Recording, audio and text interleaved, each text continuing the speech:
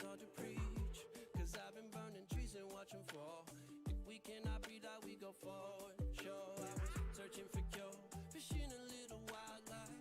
And when I'm low on fuel, I'll still be running till my back broke. Halfway, lost hope and I checked it. Hard roads, I didn't think I'd come back fast, cause I was running roads so many nations. Even when it's so sweet, I ended up zero. This is such a ghostly revelation. I may have fucked up all my chances, fucked up all my chances.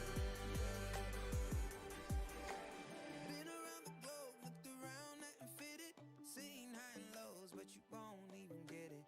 Been around the globe, think it's time to admit it's not the end, but the road, and you won't even get it. Been around the globe, looked around, nothing fitted. Seen high and lows, but you won't even get it. Been around the globe, think it's time to admit it's not the end, but the road. I was running.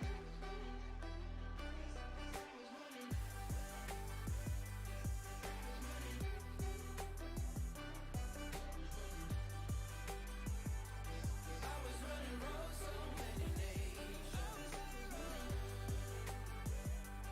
Even when it's so sweet, I end up zero.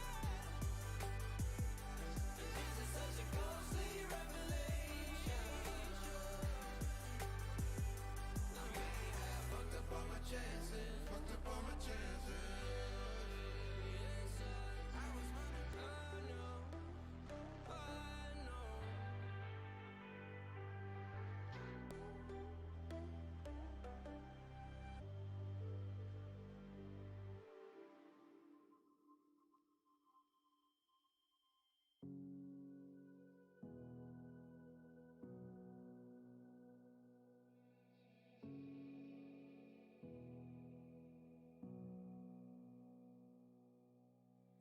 Sitting on a bench, waiting for the time to pass, dreaming of what happens next. I see what I wanna be, questioning my destiny, only knowing what I see. I don't even realize I've already made a path, and I can change it anytime. I can't take it back. I know what I want, but it seems so damn far away. I know I sound crazy to the ones who said oh. I know I empower those who dream like me. I know I sound crazy to the ones who said oh. I know I empower those who dream like me. And you say you wanna be somebody.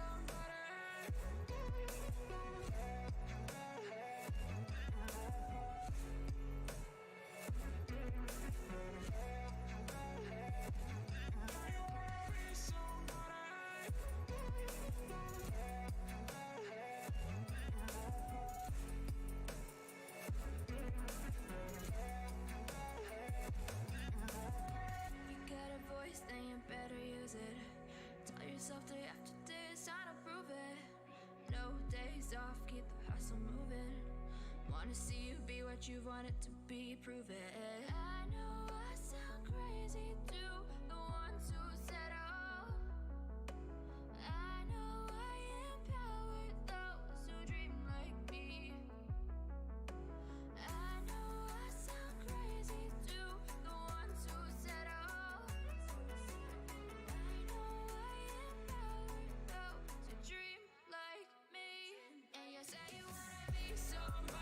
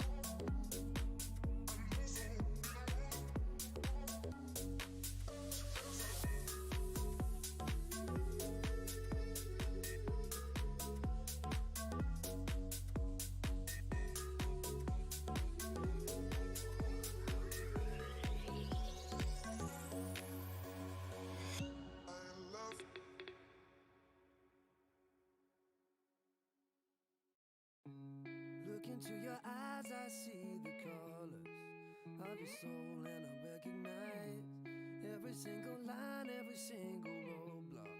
We are two hearts that beat in time, and the tide was looking down all night, blocking out the sun beneath.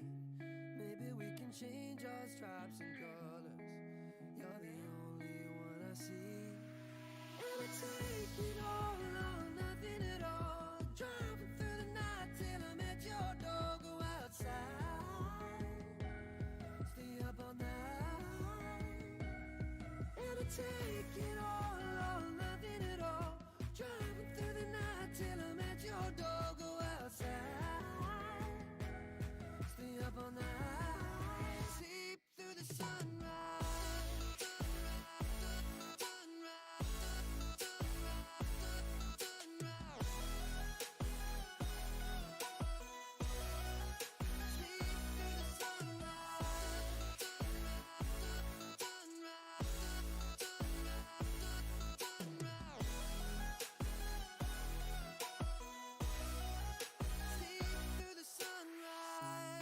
Into my past and I count the numbers of the dreams that I left behind.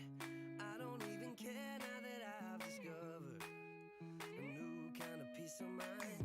Up above us, looking down on us, there's an angel I know. We don't need to worry or discuss much. It's time for me to hit the road. I'll take it all or nothing at all. Driving through the night till I'm at your door. Go outside, stay up all night. Sleep through the sunrise.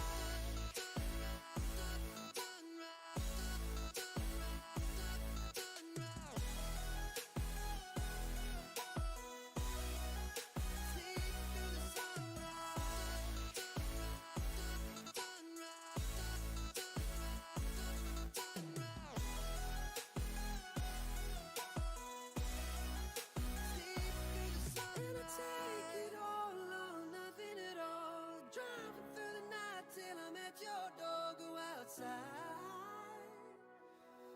up all night.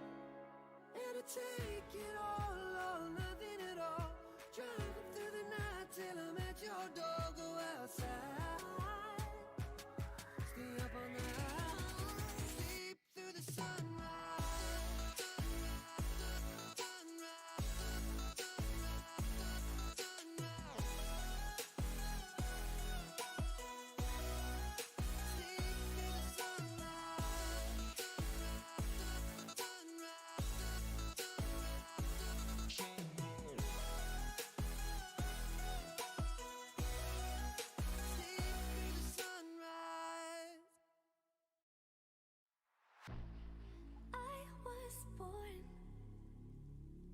Like a fire in the eye of a hurricane.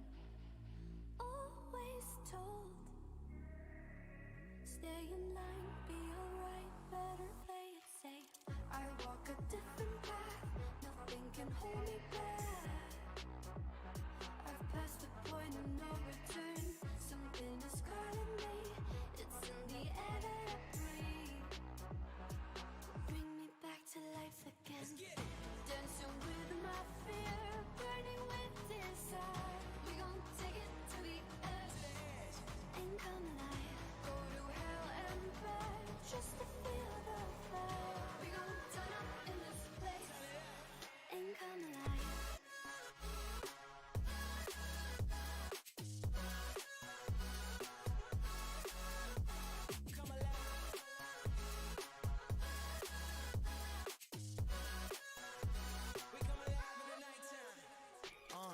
Fly so high they can't touch us. So top notch, none above us.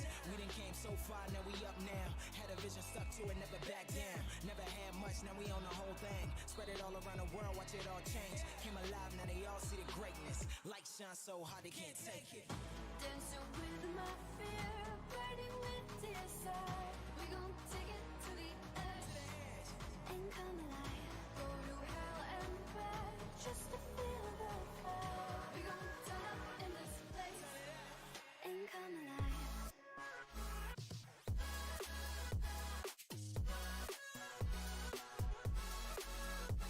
Come alive.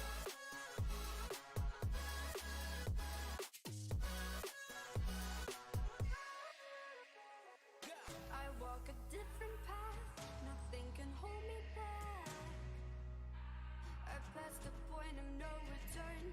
Something is calling me, it's in the air that I breathe. Bring me back to life again. Dancing with my fear, burning with desire. We gon' take it to the edge, ain't come alive. Go to hell and back, just to feel the fire. We gon' turn up in this place, ain't come alive.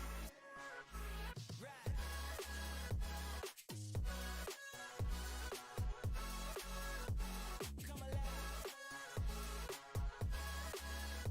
Come alive.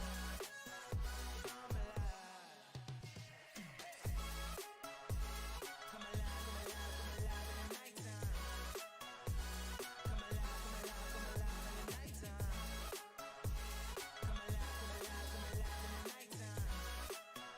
Come alive.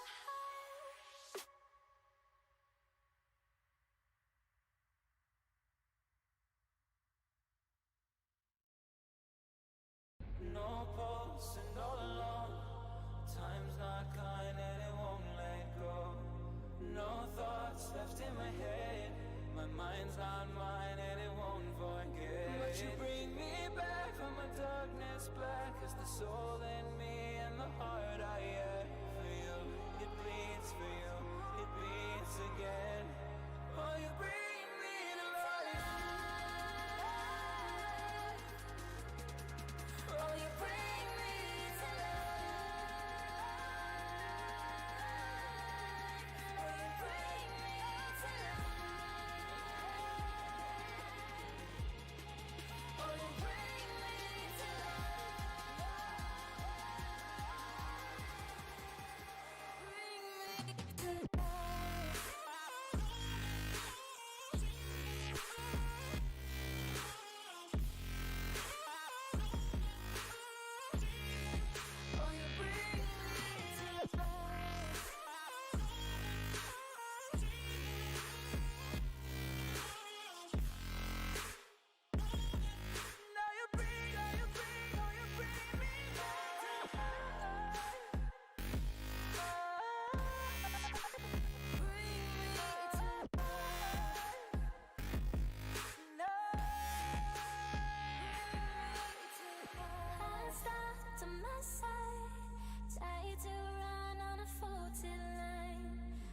safe only, even though we burn from the light I bleed. Does she bring me back? Not a heart attack could take away all the love I had for you.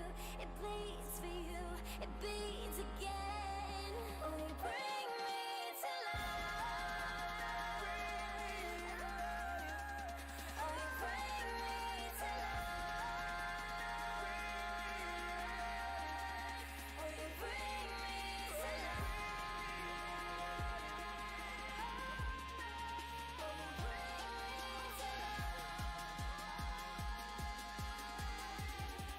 Oh,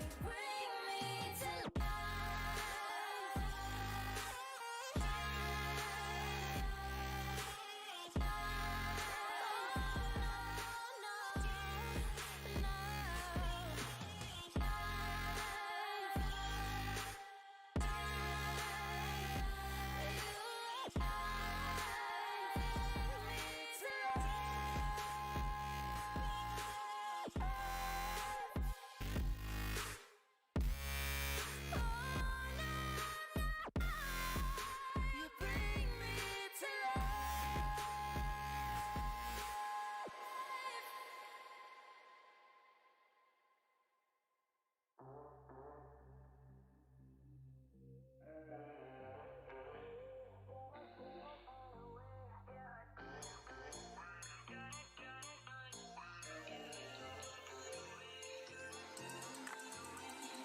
Said I'd find a way to turn my heart into something gold.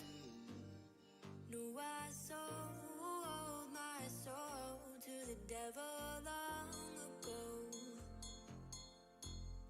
I wrote it all along on your wave right before it broke. Time was thrown down the well, so I let you go. What I do right now. What I do right now for you.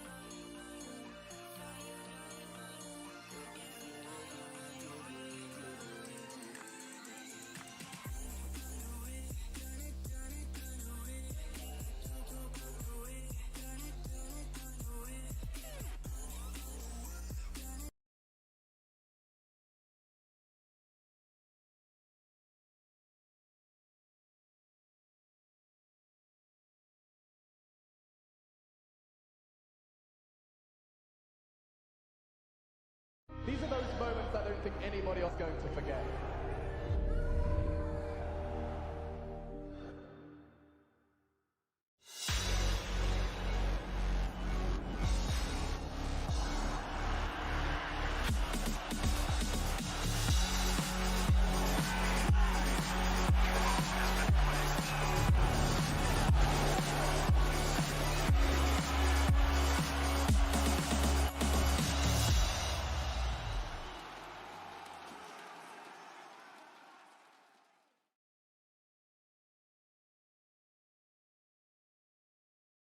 Well, that is a absolutely fantastic start. Took a little bit while for my OBS to catch up with everything that's going on, but we are going to be going into our first game of the Road to Rio relatively soon. It is going to be kicking off between Nemiga and OneWin. I'm joined by Jason Kaplan, who I know is very excited to get things underway. How are you feeling about the whole Road to Rio, Jason? You looking forward to it?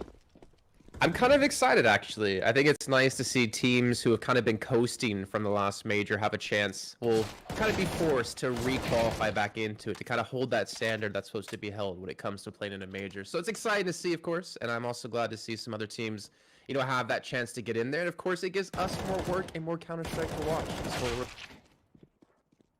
Yeah, that's always going to be the best part. Like, plenty more Counter-Strike to come. Of course, we are just kicking things off with the tiebreakers, so this is basically for teams to be able to qualify for the Road to Rio in general. So, of course, we've got our CIS teams already linked up.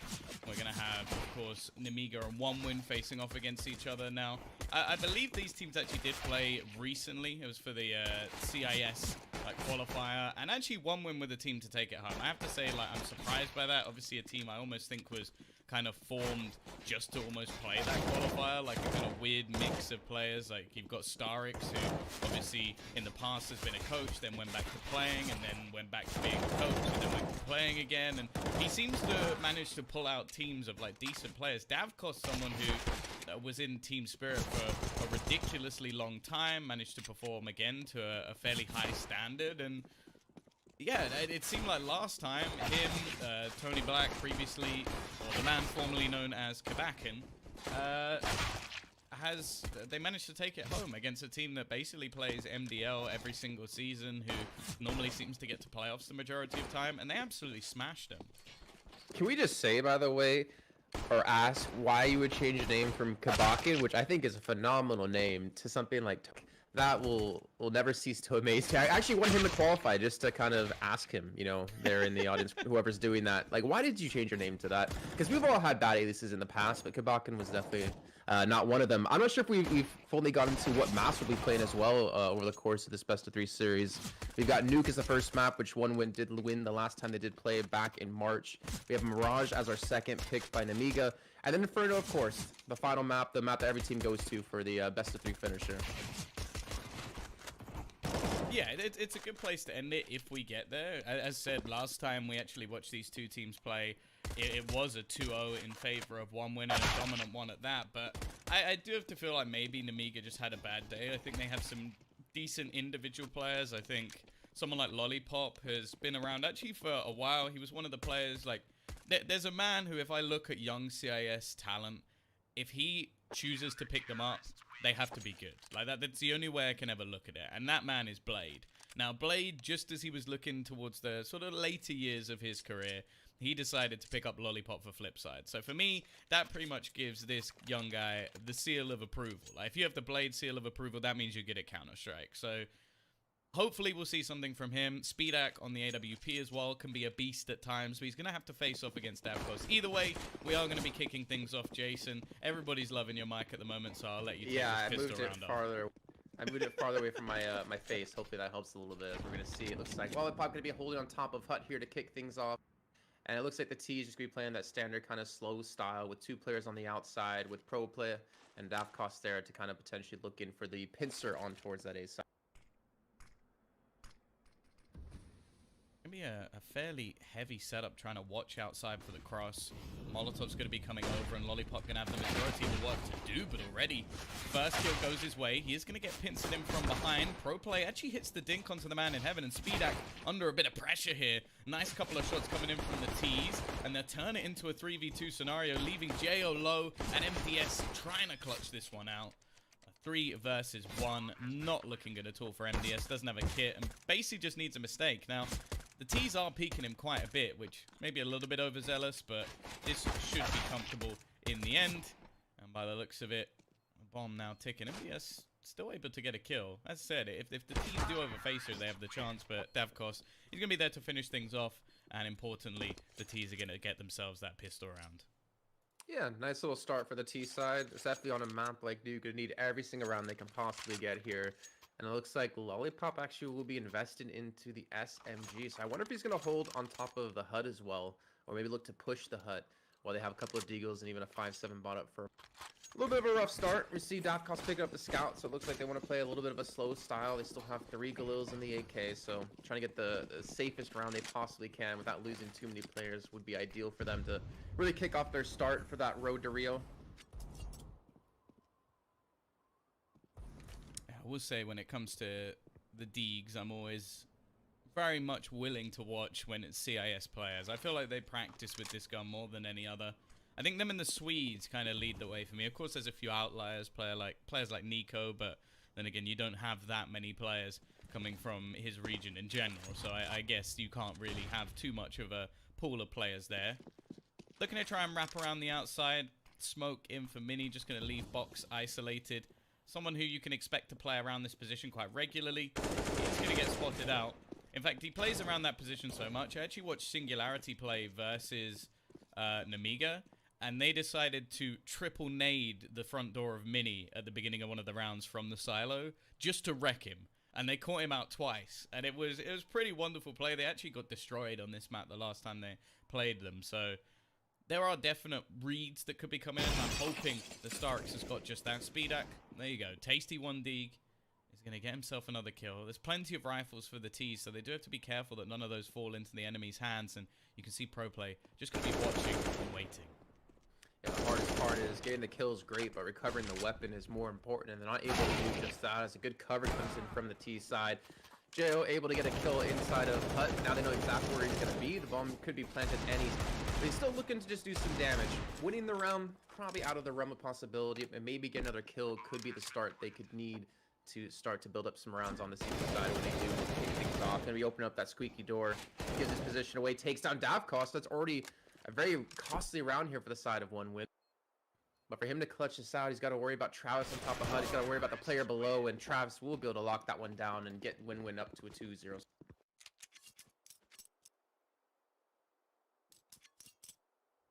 Eventually, they do convert, keeping things, well, I wouldn't say clean, with only 2 players surviving, but this is a round where there can't really be much investment for Nemiga anyway, so not too bad a situation. 1win, going to buy up a couple of Mac 10s, which, if they don't lose them, they'll likely keep up into the bonus round as well. I'm looking forward to seeing Davkos on the AWP. Like, he's someone who I feel like went missing for at least a bit of time after we saw him in Spirit. That was like a big roster that never really seemed to go quite to plan. But he was definitely one of those players, at least individually, where you go, okay, there's some talent there. He's also been around for quite a while now, so I think him facing off against Speedak is going to be a fairly decent duel. Speedak, someone who was previously in one of my favorite team names, which is Hard Legion. And yeah, I think that he definitely has some talent. But as of yet, we've not really got to see too much. Davkos is going to be able to get fairly close towards the B side. The rest of his team still waiting patiently, but Jo should be able to trade things. Of course, any cost, any damage created in this round is going to be valuable for the CT side, and any weapons they can save as well would be a nice addition. Yeah, I'm not sure really how they're going to go about getting the retake. They don't really have any armor either, so just the pistols you're looking at potentially saving, or maybe looking for some exit frags to pick up a cheeky AK if possible. You can see Lollipop trying to push in through Secret Starks. In the meantime, able to get that first little kill, able to push into a second. He's building up some bank, looking for number 3, but Lollipop will eventually shut him down. The last 2 players on the CT side will be coming from that position, but does it seem like anyone on the T side is looking aggressive towards them? Just picking up a Mac 10 now. Travis, well, easy, quick little 2K for him, and 1win now up 3-0 in their first game of today. Because if I'm not mistaken, they actually play out 2. Yeah, they basically get everything done at once. Of course, this is only a 3-team bracket for the qualifier, so if you get 2 wins, you're done. You've done it. You've made it through. You're in the next stage. And yeah, that's pretty much it. It's as simple as that. It's as easy as a bracket could ever be. Just got to win a couple of matches.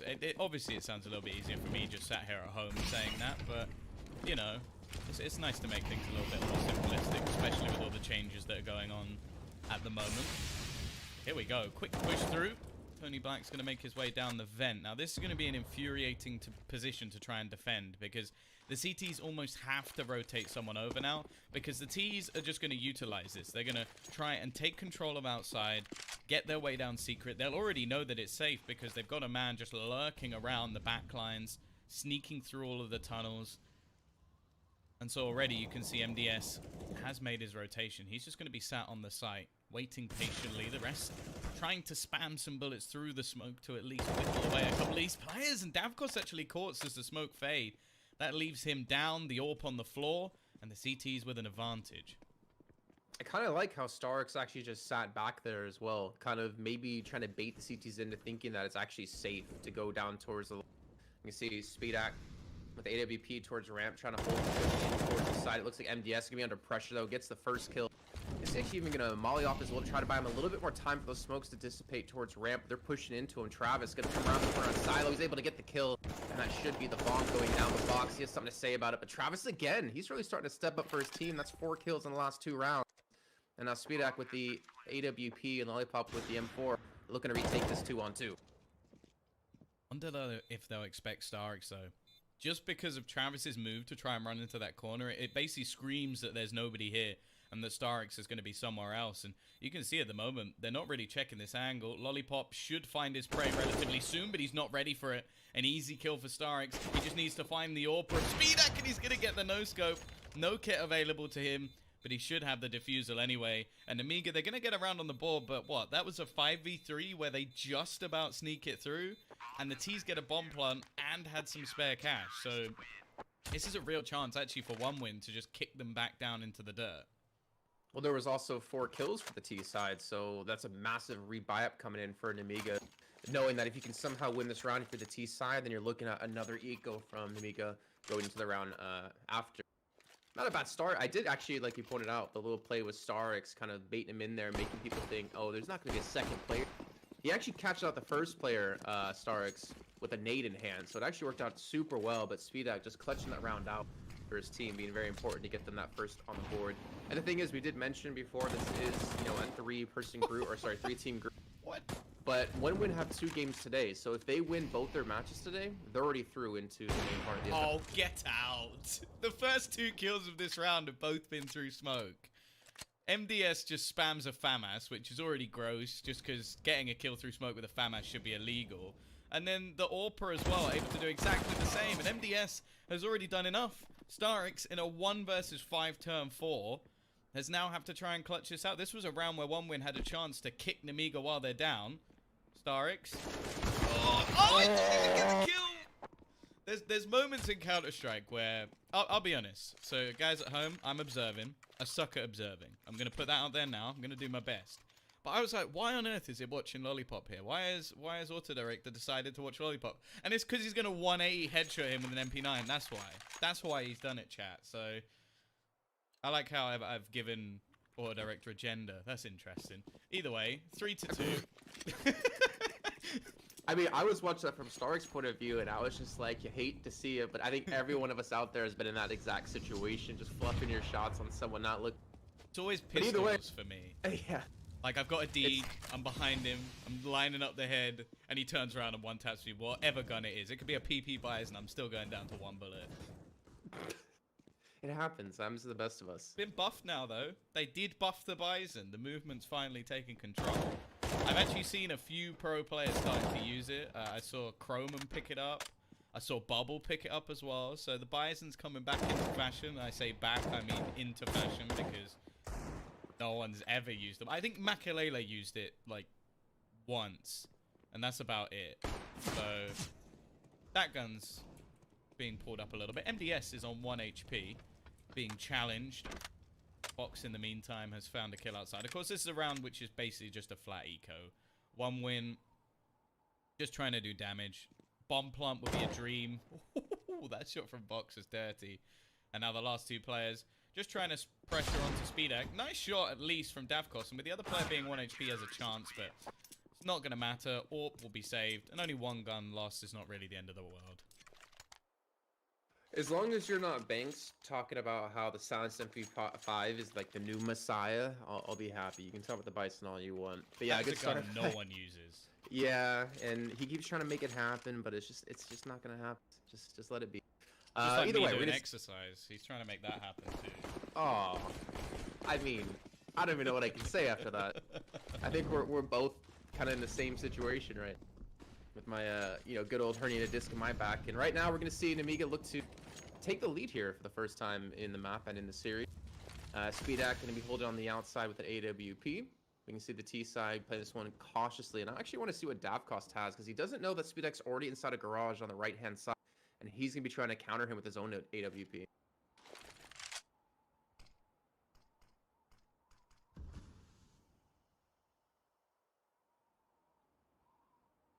Slowly sneaking their way out. The Speedak's off angle does mean that they can actually cross fairly easily without him really being able to challenge. He's basically just watching to see if they are going to wrap around in towards the A site. And it's more so onto Box. I think if he hears some smokes going down, he's going to take a peek, spam some bullets. But because they don't have vision, he has to rotate a little bit earlier. He has to make his way down on towards the B side of the map, just to make sure that nobody's actually pushing in that direction. Davkos is, however, going to catch out Speedak, maybe leaving a little bit of a gap in the smoke on purpose, I don't know, or just trying to get that left side completely smoked off. They're also going to leave Jo in a bit of an awkward spot, and this is the second time now that we've seen a player try to sneak through the edge of the smoke, and it's the second time we've seen a player die to it. Seems like the smokes there have just been the bane of both teams' existence because we've seen so many shots through it already. Speedak was able to get one a couple of rounds prior, but the hit's going to be coming in towards the A side, and ProPlay able to take down the Lollipop right off the bat, opens up the site completely, and now if you're MDS and Box, you just got to save these two weapons into the next round. One win should be going on 4 here, and more importantly, they didn't lose a single player in this round too, at least at the moment. That's a phenomenal start for them on the T side. Yeah, I will admit, I really don't like the play from Jo. As said, I doubt that he knows that, I think it was Box did the same thing like 3 rounds ago, but the T's are just going to wait there. Like, they have the smokes down. They already have another smoke down on Garage. They don't actually need to push down Secret. So the thing that OneWin have been doing quite well is just being patient. They've just sat back and gone, okay, if you want to now try and peek anything, we have all those angles held. And for 2 players to make the same mistake, it's just irritating. And I do understand in a lot of these scenarios that if you're a man down, a lot of the time you're going to have someone attempting to be the hero. Like, oh, okay, I'm going to try and peek through this. I'm going to try and take a risk to get us back into the round. But most of the time, it just makes it so much worse. So we're actually going to see a pause called by OneWin. I do wonder if this might be of a technical nature, or if they're just like want to make sure that they actually get themselves another round in a row, because obviously, if you can string plenty on the T side, you get 6-7 rounds, you're going to be fairly comfortable going into the CT side. Of course, this map's nowhere near as CT-sided as it used to be. I'm sure back in the day, Jason will remember the basically 13-2 halves that used to happen, and that was dependent on pistol rounds. You could even see 15-0s. Yeah, no, the good old days. I remember cast team was at like Very Games versus NIP way back in the day. That was like the EMS 1 raid call fall finals or something, where it was like Anders, Pansy, Red Eye, myself. I think even Joe Miller was there. I don't miss those days. I don't miss those one-sided map days. I really don't. Because you always knew when the team swapped sides, like if you lose one round, it's basically the game now gone. Again, Box trying to lurk around the edge of the smoke. Outside seems to be the fully fledged way the T side are going to take themselves these rounds. They've been playing outside almost every single round. I do wonder if Starix will switch things up and just blast into main one of the rounds, just to basically try and throw off the CT side with what they're actually going to be doing. I'm also a big fan of event drop. Just we saw one come in from Tony Black previously.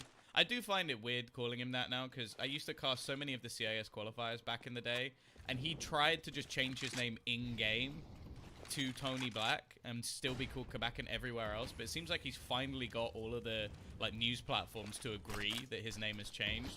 But there's a part of me that still wants to call him Kabakan just for the meme of it, but I guess that'd be a little bit mean.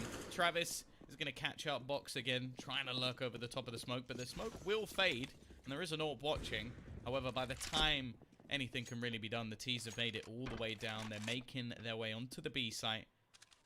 Although there are some CTs here, they've been so good on these entries, and that's another to their name. It just seems like smokes have been the bane of Nemiga's existence so far, because they've lost so many players through it time and time again. It's given OneWin such a big man advantage on the T side of Nuke here. Speedak can be pushed in towards window, spots out Davkos, quickly takes him down. That's a second of the round. So we have 3 more players to find, but Jay was able to help out and help carry some weight of this round on his shoulders. He's gonna drop down in advance, but Starks is waiting. He gets himself a quick double, turns it back into a 2-on-1 in favor of OneWin, and ProPlay gonna get the last one. OneWin up 5-3 now. Great play from Starks, showing he still got it.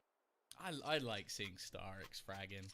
It's so enjoyable for someone who's been around this scene for a ridiculously long time, and as said, has gone from playing to coaching. Well, obviously the best CIS team in history, and then they're basically going straight back into playing again, and still being able to style on some of these youngsters. Like, you have to remember that this guy's a lot older than the majority of players in this server at the moment, but hey, he's got the experience, he's got heaps of it for sure. And at the moment, OneWin have themselves 5 rounds on the board, and I feel like a lot of it's coming down to him.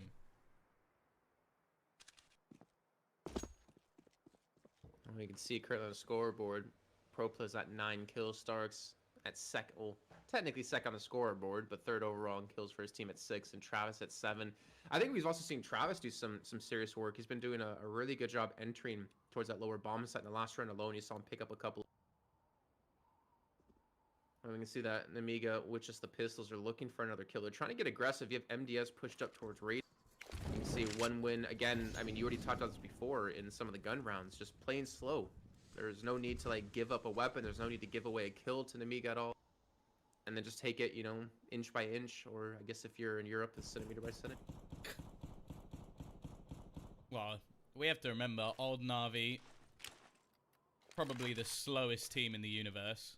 I think they pretty much took that mantle. So Starix used to be the coach of that side, so no surprise to see him going just a slow lollipop. That's a nice couple of shots with the CZ. I would have shot every single bullet by now and be dead, but he at least takes 2 with him. Speedak as well, coming in on the flank, has managed to do further damage, steal an AWP, and make this a 1v1. Tony Black is actually the only one keeping this honest. That nade is almost perfect, though. And they do know exactly where Speedak is, or roughly, after the kills he managed to get. He's going to look to try and sneak his way into the site, but Tony Black watching, already tagging him down to just 13 HP. This is looking like he's got this one in the bag, and I'm sure his team are going to be breathing a sigh of relief as they almost just lost a round to pure pistols. Yeah, but still super expensive, right? 4 players going down. Yeah, they had a lot of money in the bank, but that helps start to, you know, really eat away at it for Nemiga. So they start to claw them back into an acceptable range where they could eventually, if they can win another round here, or maybe like 2 back-to-back, they can almost bankrupt 1 win and then start to get Nemiga on a nice little train of rounds streak over and over. But that was way too close for comfort for 1 win. Definitely a sigh of relief being breathed there for that.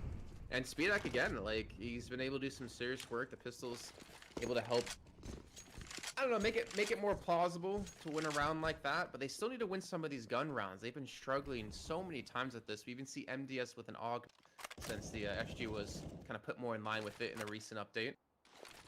But Win, I feel like are forcing Nemiga to play the game they want to play by this super slow pace and using these smokes to their advantage, able to get kills. I'm interested to see like the weapons that will actually come up throughout this qualifier. As I said, I've seen a few PP Bisons. Most people seem to have just gone back to the more standard rifles. The AUG changes were actually really interesting, that it's the unscope that's been buffed. But here we go. It's going to be what looks like an execution, but it's all a bamboozle. They've thrown a lot of grenades into this A site. They've held them there. You can see through the map that there are no players rotating to B at this moment in time.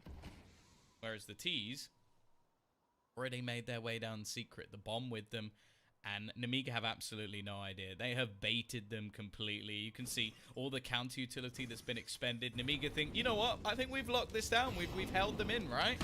But now the B side starts to come under pressure. MDS, he's going to drop the bomb though. And the time really is ticking. 20 seconds up and coming on the clock. Pro play, if he dies, this round is over. And that is exactly what happens. 15 seconds to try and retrieve things. A last-ditch effort coming out from 1 win. And Davkos, no doubt, is just going to save his AWP. I mean, considering the bamboozle that worked out for 1 win, I'm really surprised to see them not actually win the round. I think that all came down to MDS dropping the bomb before they even got in towards... I mean, Nemiga had 1 player there and 1 win. That should have been a round they were able to secure, and yet the AUG holds steady. It holds strong for them. And able to take a gun run here. Now look at the economy out of 1 win. You know, thinking back to the 4 kills that Nemiga got with just the pistols. Now there's really no money for 1 win to really invest into this round. They're gonna force it up with the armor, some Tech 9s with a Mac 10. Is it back? Back. If the CIS team say it's back Jason. If Vega Squadron can win rounds with pure Mac 10s a couple of years ago, I believe that 1 win can win rounds with Tech 9s. And to be honest, it's some of the online matches I've casted recently. I have also seen other players bringing in the Tech 9. So we'll see if this works. It's going to be, again, this fast execution into the A site. Lots of nades being thrown out. Fox hasn't been spotted, and he's going to get 2. He might need more than that, though. Great job from the T side, doing lots of damage. Do they just look to try and escape down the vent? It might be the safer play, but it's actually going to be a battle instead. Davkos connecting the first, and the second goes his way as well. 1 win. They make it work with Tech 9s, a Mac 10, and an AWP. That doesn't mean Tech 9's back yet, Tom. Yeah, I don't think they got a single kill with the Tech 9, but let's move on. I think that was all the Mac 10 in the AWP. Maybe there was 1, but I definitely saw 2 Mac 10 kills. So there is a small possibility that maybe the players holding the Tech 9 didn't get a single kill. But oh, okay, Davkos. What did he say? What's that? I don't know. I don't want to know. I don't want to piss him off. Starix is just like, I would have got 3 kills with the AWP in that round. Oh, box pushed up. There's no backup here though, so eventually you can be traded out on. But it has done a lot of damage to the side of 1 win. Travis down to 23 health. Starix down to 39 with a little bit of help from Davkos. And Davkos sitting on 70. Oh, I think he spots out a player. Yeah, he spots out the foot. Gets the headshot. Speed X and a fall. And that's going to be a good start yet again for 1 win. He could have just body shot him and killed him, but Davkos like, headshot wallbang. Yeah, I need the headshot wallbang. I need those style points. I've knifed my in-game leader. Let's make everybody forget. And well, there you go. Davkos even getting an assist in this round as well. That's handy. Just wants all those stats, huh? Well, he's doing all right at the moment. He's bottom of the board for his squad, though. Maybe that's what it is. He's like, nah, I can't finish below Starix. Let's knife him in the back a little bit, you know? Get myself up there. We're going to win anyway, you know? We're already 7-4 up. Finishing below Starix is like finishing with less kills than Banks in a match of CS. It's just, you should probably just quit the game. Oh.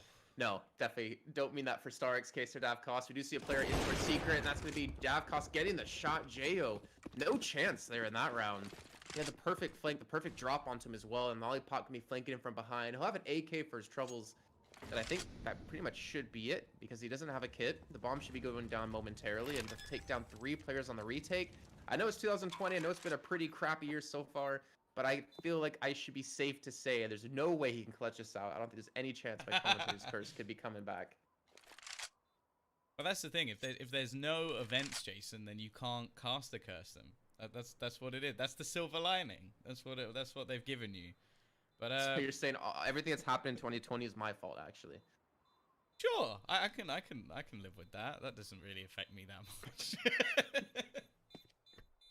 But yeah, 8th round already on the T side. I feel like watching Davkos play is like watching that one guy that, you remember SSX, where you could just win the race by like playing it normally, but there's that one dude that's like doing backflips the whole way and still wins. That's Davkos. Wait, is that the playing snowboarding game? That is the snowboarding game, yes. Okay, was that on the Dreamcast? Oh, I don't even know. I feel like there were a few different versions of it, so it was definitely on like the original Xbox as well, and like PlayStation 2 or whatever. But I feel like I've seen it in like arcades where you actually stand on like a snowboard. But if you win just by playing normally, then yeah, you're not doing it right. You gotta get those style points, and the point I'm making is that's Davkos. Like every kill he gets has to have a little bit of style. The rounds they win, he wants to make it a little bit interesting by knifing his teammates. Headshotting through boxes instead of body shots. Exactly. Just needs those 360 scopes. Lollipop, in the meantime, able to take advantage of the door being blown up prior to that 1 win. Takes down Tony Black, but again, all they really have is the AK saved from the last round and a couple of P250s. I mean, 1 win did win 16-7 the last time they put against Nemiga back in March on New, and it's looking like it might stand true here. However, Lollipop, he wins his own style points, gets himself a 3K, now it's down to a 2-on-5. Yeah, luckily, the rest of the players really don't have too much behind them. I'm interested to know if, yeah, Jo should be able to get a gun. Like, he's actually fairly close, and he's going to be handed the AK from Lollipop anyway. Juggling this weapon around correctly in my eyes, but, well, Lollipop has got 3 kills already, so his work is done. Travis, the only healthy player remaining on his side of things. I think they're just being patient, hoping that maybe someone makes a mistake, goes peeking, goes hunting for these remaining guns, but props to Nemiga. They're just sitting back. They're happy to hold on to the site, probably looking to play this as a team if it does come down to a retake situation. And this is going to become very difficult. Lollipop, nothing to lose, so he goes peeking in and has Jo just sat on top of Hut. Really difficult position to clear, and they're not going to be able to do it. A lifeline for Nemiga as they steal around away off the back of some heroics from Lollipop. At the same time, 8 rounds for the T side. That's not bad. That is not bad at all. I think one win there, a little bit unfortunate. When they kill Lollipop and they see they only had a USP, it's like, oh, God, that means the AK is somewhere else on site. We have to clear that with such little time left and such little HP of players remaining. Really good job by Nemiga, especially Lollipop there, to win the round that honestly should have been a very difficult one to win on the get-go. It should have been, you know, near impossible. We're going to see Nemiga back on the buy-up here. We got the AWP for Speedak. On the other side for one win, not really as stable of an economy. However, just seeing one Tech 9 gives me hope, gives me a glimmer of hope here for them to still potentially win this round from what we saw before. And of course, Davkos on the AWP. Like you said, some flashy kills, but he's been, I want to say, like pretty consistent for them so far. He's been hitting quite a few op shots, even a couple of clutches. Only 8 kills, yes, but I feel like his accuracy's been relatively high. Yeah, I think as well for an AWP, if most of your strategy has been going down secret and getting a bomb plant on B, they're not really utilizing him every single round. Like, it's useful for clearing a lot of these outside positions, but I also feel like the CT side haven't actually challenged outside that much. Like, the couple of times that Speedak was doing it, he got wrecked. The sneaky plays through the smoke have not worked, so yeah. I don't feel like Davkos has had to do that much on the T side, so his stats are not going to be anything crazy. Going on to the CT side, though, that's where I think the big green gun is going to have its impact. Even still. I think in relation to those smokes, you were saying, every time they did try to play around the smokes, they would like fall from it. So why try to get aggressive and challenge anymore if you're just losing every single one of those fights? Well, the time is ticking. The Tech 9 of Starix looking like it's about to make a play into MDS. And he goes down to 1 HP as well. He is going to get traded out. The second player loses his life. Jo doing work with that AK-47. And well, finally, they are going to put down the remaining players. It seemed like this round, Nemiga have maybe finally found out the way to play versus one win. Just don't get aggressive. Just sit back, be comfortable within the site, rotate if necessary, and force one win to go for a late round execution, which they didn't have the utility for. So finally, something from Nemiga. Quite interesting at the moment. If you look at the scoreboard, it's literally 11, 10, 10, 10, 10 on their side. Everybody just pulling their equal weight. Oh. A little bit of a failed molly there. I do want to say, by the way, Starix might be old, but damn, his reaction time was pretty spot on there on that flick shot. So they missed the molly into hut. Luckily, no one actually pushes it. Pro play's just going to wait for the push shot of Lollipop again, using the aggression against Nemiga. And it's the last round of the half, too, so they're able to recover an M4 off of this. They only have really pistols, and Jo might have some company at the upper bomb site. Okay. Straight through the smoke. He's still blind, but surviving at least for a moment.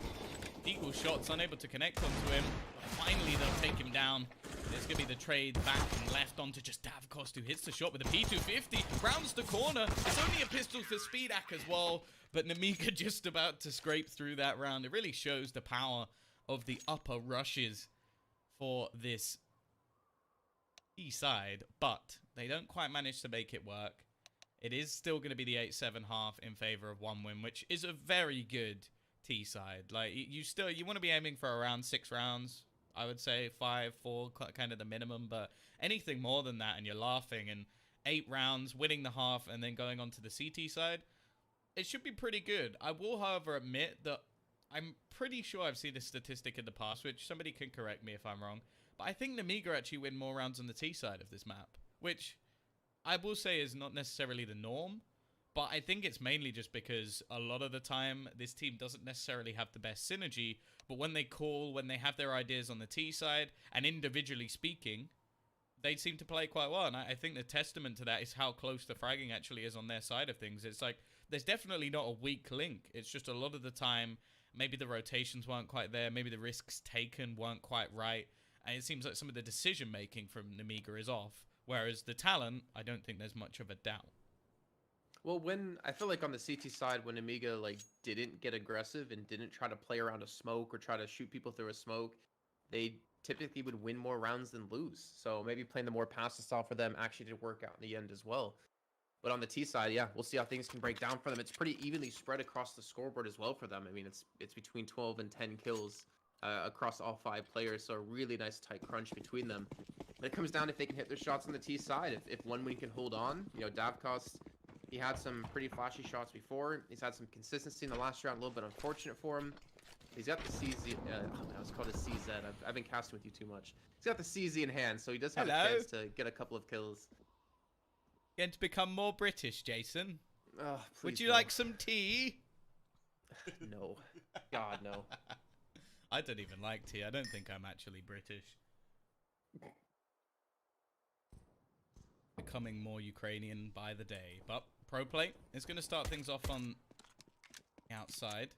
Couple of players to battle against, and not much utility for them to actually do too much. Speedak to make his way anywhere near secret is going to be very difficult because there are multiple players watching. And it does seem like their plan is to head into this B site. Ramp is the next position to be challenged, although they could still go for the wraparound. Though Pro Play already watching. So they've taken map control, but it seems like the CT side is aware of everything that's going on. 50 seconds left, a man down, and they are going to start trying to wrap into hell. Seems like that passive kind of style on the T side is carried over to the CT side. Look how Pro Play's kind of playing here, just trying to spot out any sort of push in towards heaven. Tony Black from above. He's death, and he gets himself 3 kills. Now it's all in the last player, Speedak, alone against 5.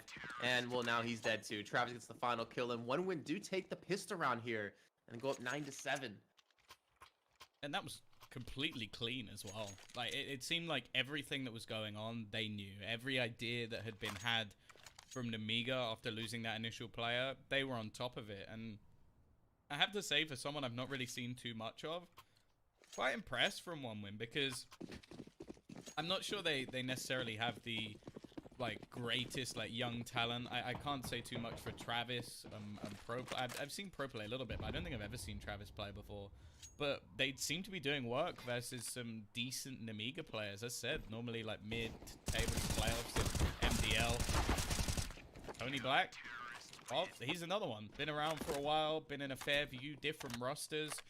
None of them really seemingly working out too well, but he's performing today. 14 and 12, catching up to Pro Play at the top of the board. But this is where things actually get interesting. It's going to be the T side buying themselves up. We are going to get ourselves another pause coming in. This time it is going to be for One Win as well. So just taking a moment, maybe having a plan for their CT round. They've still got a scout in play. They might want to take a few risks. Although they will normally in these rounds win the utility battle versus the Ts, who are going to have a few pieces missing here. I think what's crazy is that Tony Black was on, 8 kills before the last 2 rounds, and he gets 2 back-to-back 3Ks. So, pushes him right up to 14. And also, I think gets him a lot of momentum, a lot of I can't even think of the right word technically off the top of my head, but a lot of faith in his own play right now. It's just such a crucial game, right? Obviously, people thought the major was going to be happening in May over in Rio, and then that got delayed because of the coronavirus. And now in November, it's a very realistic chance for teams who, might not have had the opportunity to make it in the first time can get into the major this time for $2 million. So really start to step up for his team when they need it. Again, if they do win 2 matches today against Nemiga and then Prosto later on, they will be qualified through into the CIS region. I don't know what to technically call it, qualifier. It's the road to Rio. You win there, you're into the major. They don't have the bomb. This is interesting. Box, I'm wondering what the plan is here. If he's about to try a vent dive with the bomb, that is a spicy idea. Starix already going to be getting that first kill. And I wonder if Nemiga have actually made a mistake here. Because this seems like a really weird way to play the round. Get 3 players down secret, send them in to try and battle for B, and then have the bomb just lurking elsewhere on the map. Are they going to try and do the classic CIS strategy or matchmaking strategy where it's we all go B, I plant bomb A? That's not a good strategy. It's a dreadful one, and that is the plan. That is the plan. Box has managed to get 2 kills. That is one of the messiest rounds I think I've seen in a long time casting Counter-Strike. I have absolutely no idea what Nemiga are doing. Well, do you think the round started off with, hey, we'll send people B and we'll try to plant the bomb A, or was that a last minute? Okay, well I'll go A. You guys go B. Let's try to make this work now. I feel like that was not plan, intentional. I'm mad triggered. If that was actually the plan, then I feel like someone was just going, really? Really, Box? That's your plan for this round? We have better guns than them. Why would we do that? No, I think they just left the bomb. I think that's what it is, which, I'll be honest, You can't afford to make that mistake, especially not in your qualifier for the qualifier to the major. Like, sure, it leads back quite a long way, but if you go out here, it doesn't matter. No one's going to remember your attempt to get into the CIS qualifier. This is a big opportunity for a lot of teams, and there's not many like big tournaments nowadays that will give you this much of a qualifier, like going all the way back down to this level. So Nemiga, they've got to try and take this. They've got a lot of rounds they need on the T side, and this is probably not the one they're going to do it, although that is a dirty dig from MDS. Starix is gone. Weapon can't be retrieved just yet, but Davkos is somewhat isolated. Like, if he goes down here, that's an AWP in their hands. All they need is another one of those dirty deagle shots, but might be a little bit easier said than done. He's actually able to get away back in towards the site. They do recover the AK, though, for SpeedX. Not a bad start for them. Problem is, you got Davkos lower at the op. You got some backup at a pro player who's able to help secure kill to MDS. And, well, the rest of the dominoes will fall here. And one win now going to be up 12-7 in this round. It was a good start with the deagle shot, but, of course, Davkos still holding strong. And, of course, the good rotations as well as out of the rest of the team to back him up. So you were saying before, in recent memory, that Nemiga typically take more rounds on the T side. Well, if they're going to do it, they better start now. It's getting really close for one win for taking this first map and then going over to Nemiga's pick of Mirage. Yeah, I think at the moment, at least, this is firmly in one win's control. I don't think anybody sat at home at the moment is going to be wondering anything else. I don't think that's the most in-depth analysis you'll ever receive, but yeah, it's looking good for one win here, and already having a reasonable bank built up. Pro play with $9,500. They've got all their utility available, something that you always want to be shutting down fairly early in the match and forcing awkward rebuys. Nemiga have done none of that, and the one round where they did have a buy round, they made a big mistake and left the bomb behind, so it's not looking good so far. This is their second chance, though. This is their opportunity to prove that, okay, that was a slip-up. This is where we actually make the play. They're actually making the exact same move, but with the bomb. That's the only difference. But they've been a bit late. Speedak is actually going to get a kill off of that. Davkos is gone. But you can see the rotation's already there. The CT side, they know what's going on. And the Ts, well, they're going for that rotation back, which I don't necessarily mind. But I don't mind if it's a choice rather than you're being forced in. So the CTs are more than ready for these battles. They're more than ready for the wraparound, because they've forced you into this position. But Tom, if they left the bomb and spawn, they could have hit upper bomb site now instead of going down lower. Box could have tried to entry on his own versus 3 players. Yeah, it was a good plan. Well, Tony's going to be watching the flank in towards heaven, which we do see a couple players heading that direction. Pro play again has the quick rotate backup vent to help out if they need it. And they're trying to clear all these different angles. Top Tony Black, MDS gets a crucial kill they need to get back into this bomb site. And Travis, though, is actually tucked away in Squeaky using the T side. Proplay pushes up, trades a 1-for-1. 8 seconds left. The bomb's got to go down here, and it will be planted momentarily. It's going to come down to the 2-on-2 retake. Back on the site with that AWP. I wouldn't bet on him missing too many shots here. The push is going to be coming back through. They've got to be careful of Heaven. Starix managed to get in, and they haven't noticed at all. They've completely forgotten about this position. And now MDS left alone being spammed through the wall. They're already looking to try and get a player on the defuse, and that is all too easy for one win. They made that retake look like a walk in the park. Yeah, well done. I'm honestly kind of surprised to see Starik's position. Well, I'm surprised and not surprised, because he took a long rotate to get to that spot. So maybe they thought they had a little bit more time before anyone did come from there.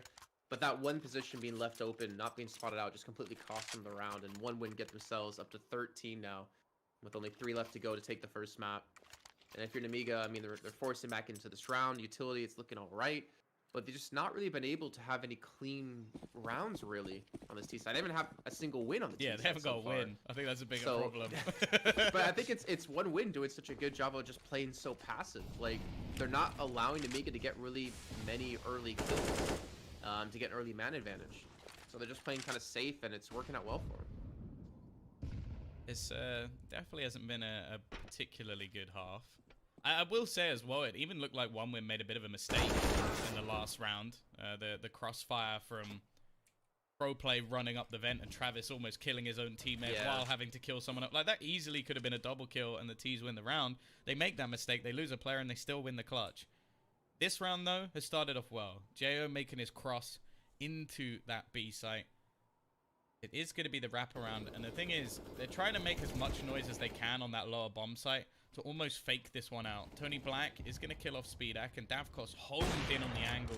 Will not miss that shot. And what was a man advantage quickly is diminished into a favorable position for the CT side once again. The T's looking like they're about to head in towards Starix, who is ready and waiting for this. The flashbang is going to force him back, but he still gets a kill. And in the meantime, there's a second player looking to rotate in. Davkos will not miss. And now Jo, well, his drop down initially went very well, but he ends up being the last player trying to clutch out a near impossible scenario. Doesn't even get close in the end. And one win, 14-7. This is dominant. Yeah, and as you said, like Nemiga, they got the early man advantage, killing Travis off, but then they just keep falling from that one with some good shots out of Davkos in towards the upper part of the bomb site. And then I think you had, was it Tony Black, get the kill in towards door as well. So this is just really unfortunate for Nemiga, not able to take the man advantage into a round, and they're looking, you know, into potentially the penultimate round of this first map here with their backs to the wall. They've got one AK, they got some Tech 9s. Okay, so they have a chance because they have the Tech 9s. But even with mount advantages, they're not able to secure these rounds. They're actually going to rush straight through Squeaky. They do a decent amount of damage to the CT side. They don't expect Lollipop to come through the door as well. And they're going to just train right over Davkos. And now it's going to be a 3-on-2. The retake potential still going to be there for one win. They have some grenades. That's going to do some decent work if it drops, but it doesn't fall down far enough. And Lollipop survives with 1 health. But they do stop the bomb from being planted. 8 things for now. Both players, a bit of an awkward position, but Starix, there's the dunk. He lines his nade up a little bit better. Pro play, he's got this spot on. Does get dinked in the meantime, but still they're turning this back again. And now Speedak is left to try and clutch this out. He wants to try and bait them in, but now both players playing together. I like this. I almost want to see him try and go towards the B side, and he is looking for that wraparound, but he's not given the chance. One win in these clutch situations are flawless so far. Every single time they've turned things back. A 2v2, they've managed to win. A 2v3, they've now managed to win. And while they're 1 win away from taking the first map. Sorry, Jason, it had to be done. So you want to solo cast the rest of the day? Is that how it is? No, I honestly, I don't think one would have any right to win that. I mean, 3-on-2, they had the bomb in towards the site. They could have just planted maybe towards main. And they would have had an easy plan and after that situation. But again, one win just really showing how strong they can be. That gives me a lot of hope for them going into Mirage, because we were kind of unsure of how this whole series would actually go between these two teams. Especially with the third one to follow up later on with Nemiga against Prosto. Actually, that's tomorrow, sorry. With Prosto up against one win. But if one would get nuked later on today, I think at the rate they're playing, we could see them as already qualifying through at the end of the day. Pro this is a bit of an off angle. I don't think this is going to be expected at all from the T side. Waiting patiently, and that is a pretty interesting spot. It's high risk. He's just going to be trying to escape. Battle versus Jo and Starix. Keeping an eye on B. Jo eventually will win this duel, but again, it's traded very quickly. I think that's something that one win have done very well indeed, is just make sure that every time there is a kill going the other way, they're quick to trade it. And with Travis turning this now into a 2 versus 4, I'm not feeling confident. Speedak he doesn't even look away from the flash. He's like, you know, I'll just take it. I'll take the blinding burning of my eyes. It's better than seeing his teammates fall by his side. It's just like, I don't have to see them die anymore. But yeah, it's 4-on-2, 30 seconds left. Star gonna spot out MDS. That's the bomb now down as well. He could have potentially gotten in towards so vent close. because Speedak was waiting for him. But now it's a 1-on-4. Done. There's no way he gets back up the vent and retrieves the bomb. Absolutely no chance. 16-7, just as dominant as the last time they played. That is going to be the victory heading into one win. And now they're going to be looking to try and clear this out with a 2-0. We'll be back after a short break to bring you map number 2. Make sure you don't go anywhere.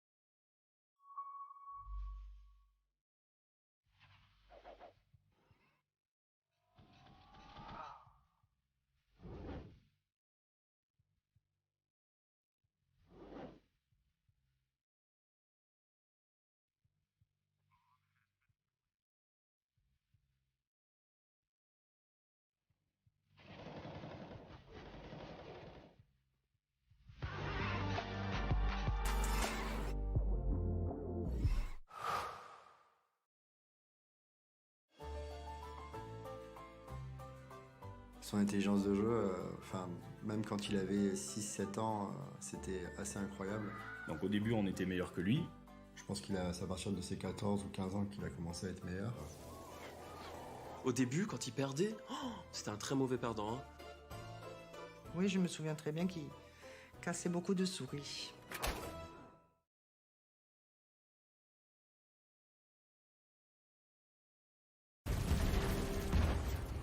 Everybody loves an underdog. Who needs to be liked? Mountain Dew Amp Game Fuel. Victory in a can.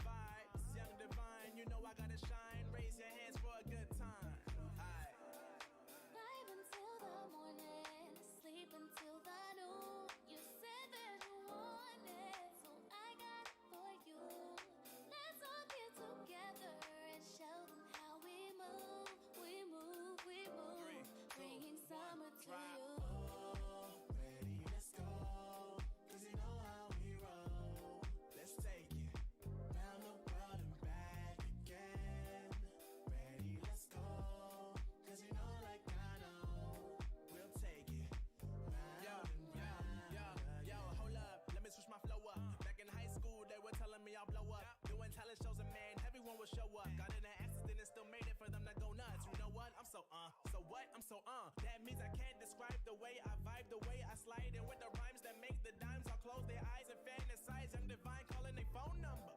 No, you know I love it. And you know me, I can't sleep without blazing beats on stages for their ones gracefully. And I got a smile that they hate to see. Young black successful, though life gets stressful. Though life gets stressful, go and vibe out with whoever you next to. Vibe until the morning, sleep until the noon. You said that you want it, so I got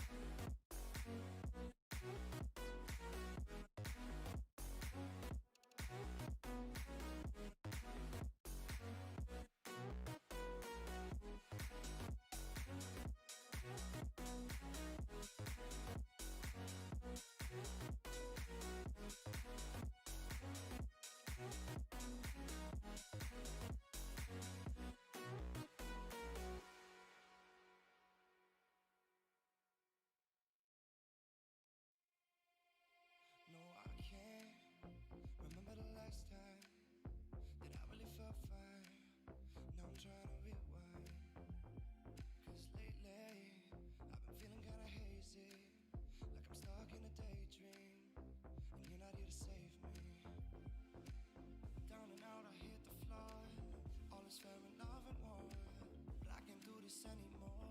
No, no. Don't take me to a place I know, somewhere I can feel my soul.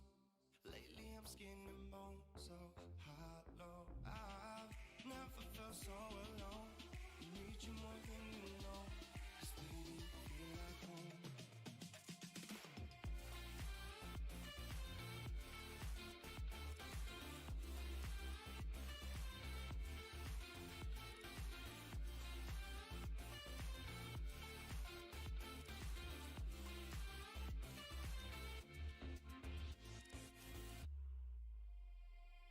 I've been reminiscing the late nights. We'd fall in love in the moonlight, then wake up at sunrise.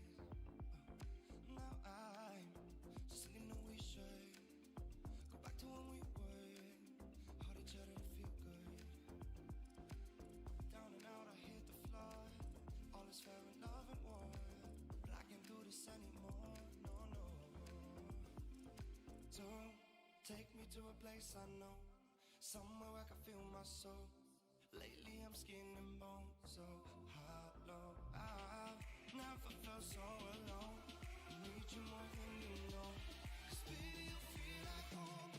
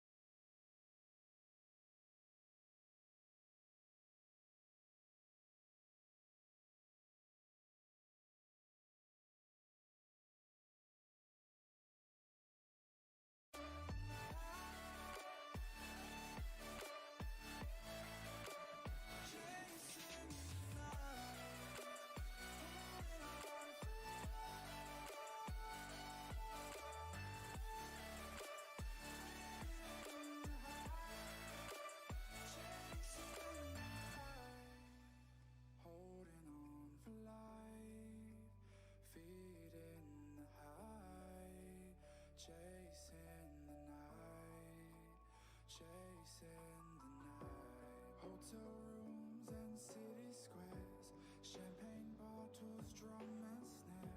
The sights and cities seem to fall away.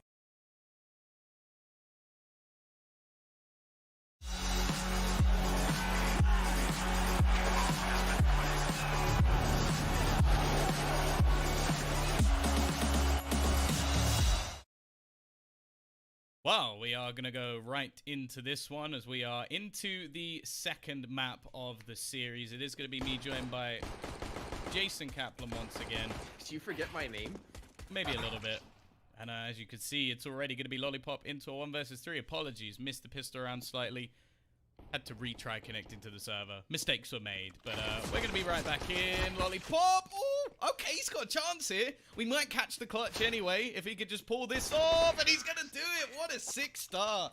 Lollipop absolutely banging it in the pistol round. 1v3 clutch. Doesn't get any better than that. And damn, that was sick. Yeah, you didn't miss it when it counted right there. Able to get the 3K. I don't know how the hell they were able to pull that off in that kind of situation. And considering 1-win won the first map, 16-7, an exact replica of the last time they met on Nuke. They go in and lose this map, get a little bit too careless in the first, or not the map, the pistol round, get a little bit too careless there. But of course, they do have the buy up again. 3 Deagles, Scout. They got the SMG on the other side. We do have 2 AKs at least, so actually looking to push up aggressively. Somehow Box just sneaks in straight through middle. He gets tagged up by the Scout, but he does get 1 kill either way. Tony Black trying to play inside of the smoke with the help of the flashbang. And Speedak across the train right on. He pushes through and directly into a bullet. Speedak takes his head clean off. And it looks like Nemiga's going to have a relatively clean round.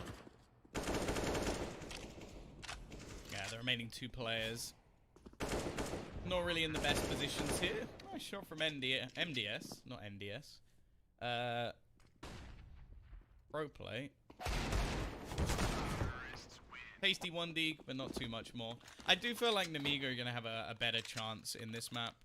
They are actually a team that quite likes to play Nuke, though, so it is interesting that they got banged as hard as they did when it's a map that's one that they probably play more often than 1-win does, but this one, more down to individual skill. I think a lot of the time the mistakes that were made, like the rotations, the bomb position, even just being caught out by smokes and stuff like that. I think that's something that will happen a lot less on Mirage. Like, this is a map that teams play pretty much all the time, has been in the map pool for a ludicrously long amount of time. And while CT side, looking like they're going to stack A completely. And of course that means these are probably going to head straight into B. Well, let's see though. I don't know how I'm stuck on a smoke, but I am. So Tom, you take it away. That's weird.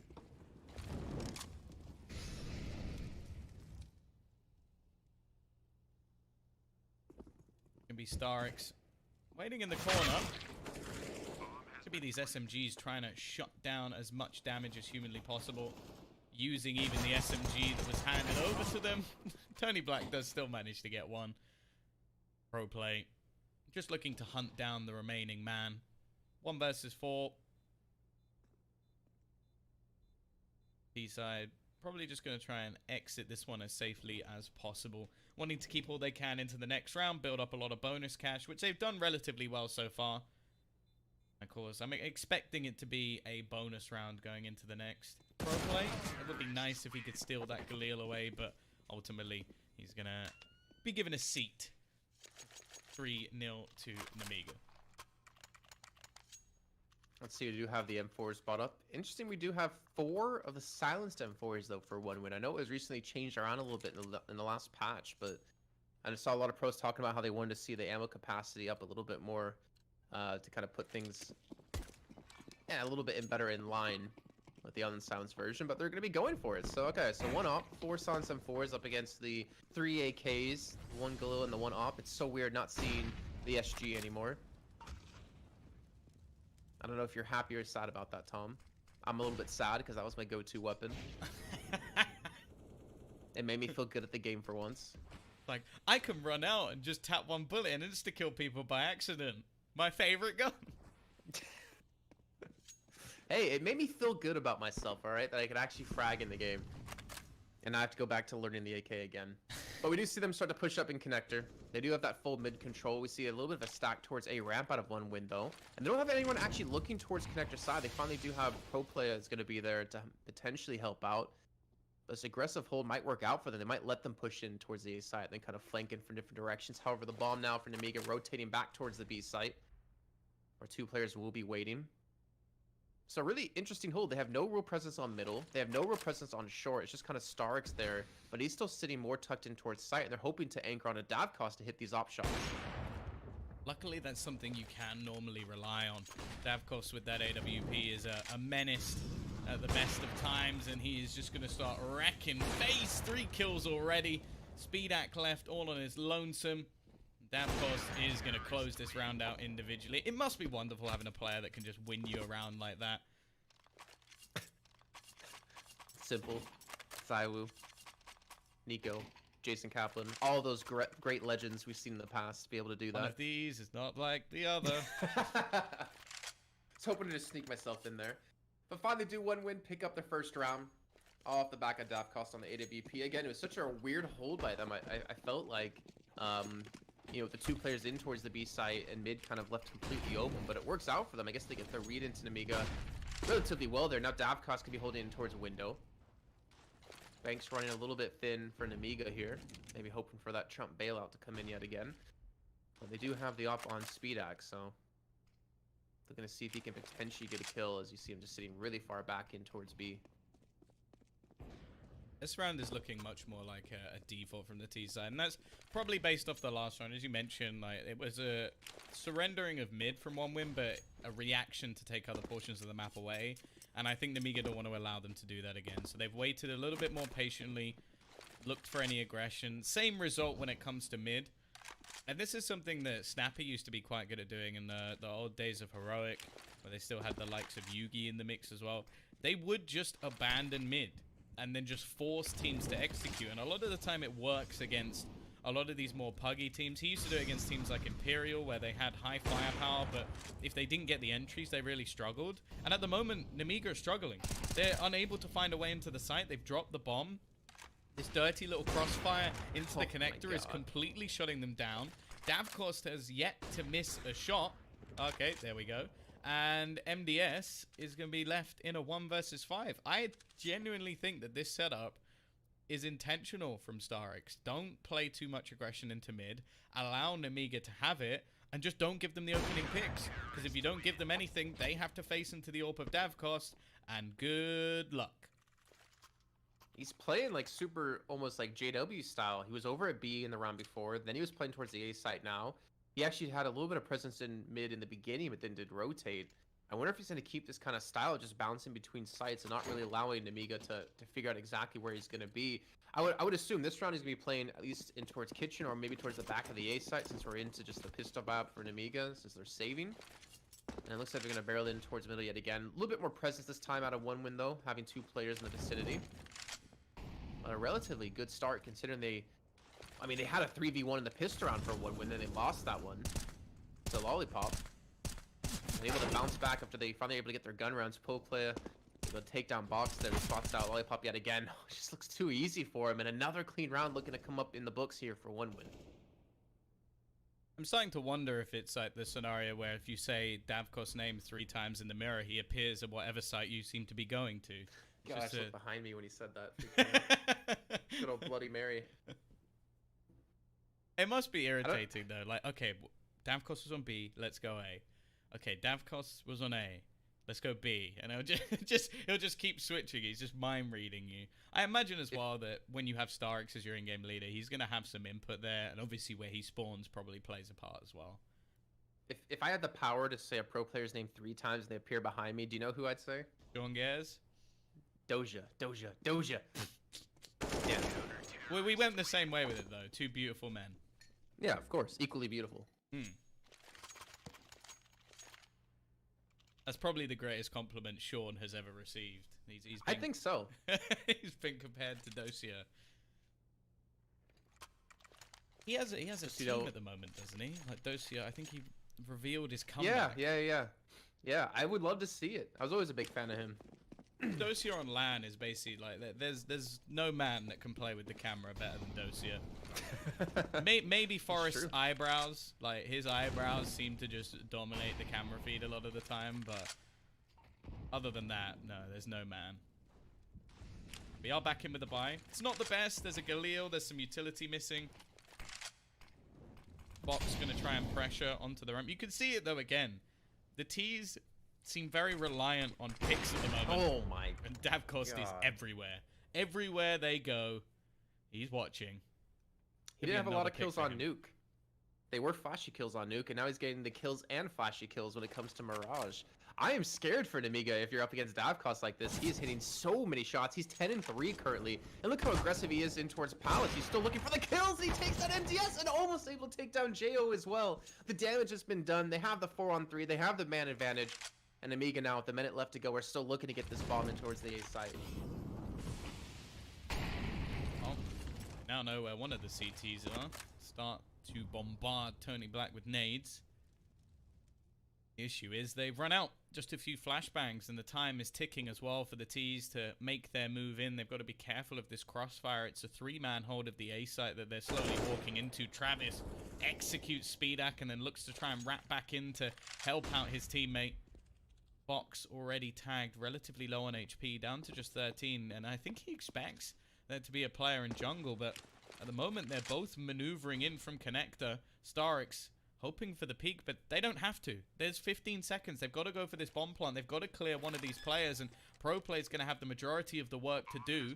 As he looks to try and peek back in, it's left onto Jo, and he's not going to be able to do anything. Again, these retakes from one win just seem to be on point. This time, of course, they had the advantage as well, and now the CT side are going to take themselves the lead after what was a relatively strong Nemiga start.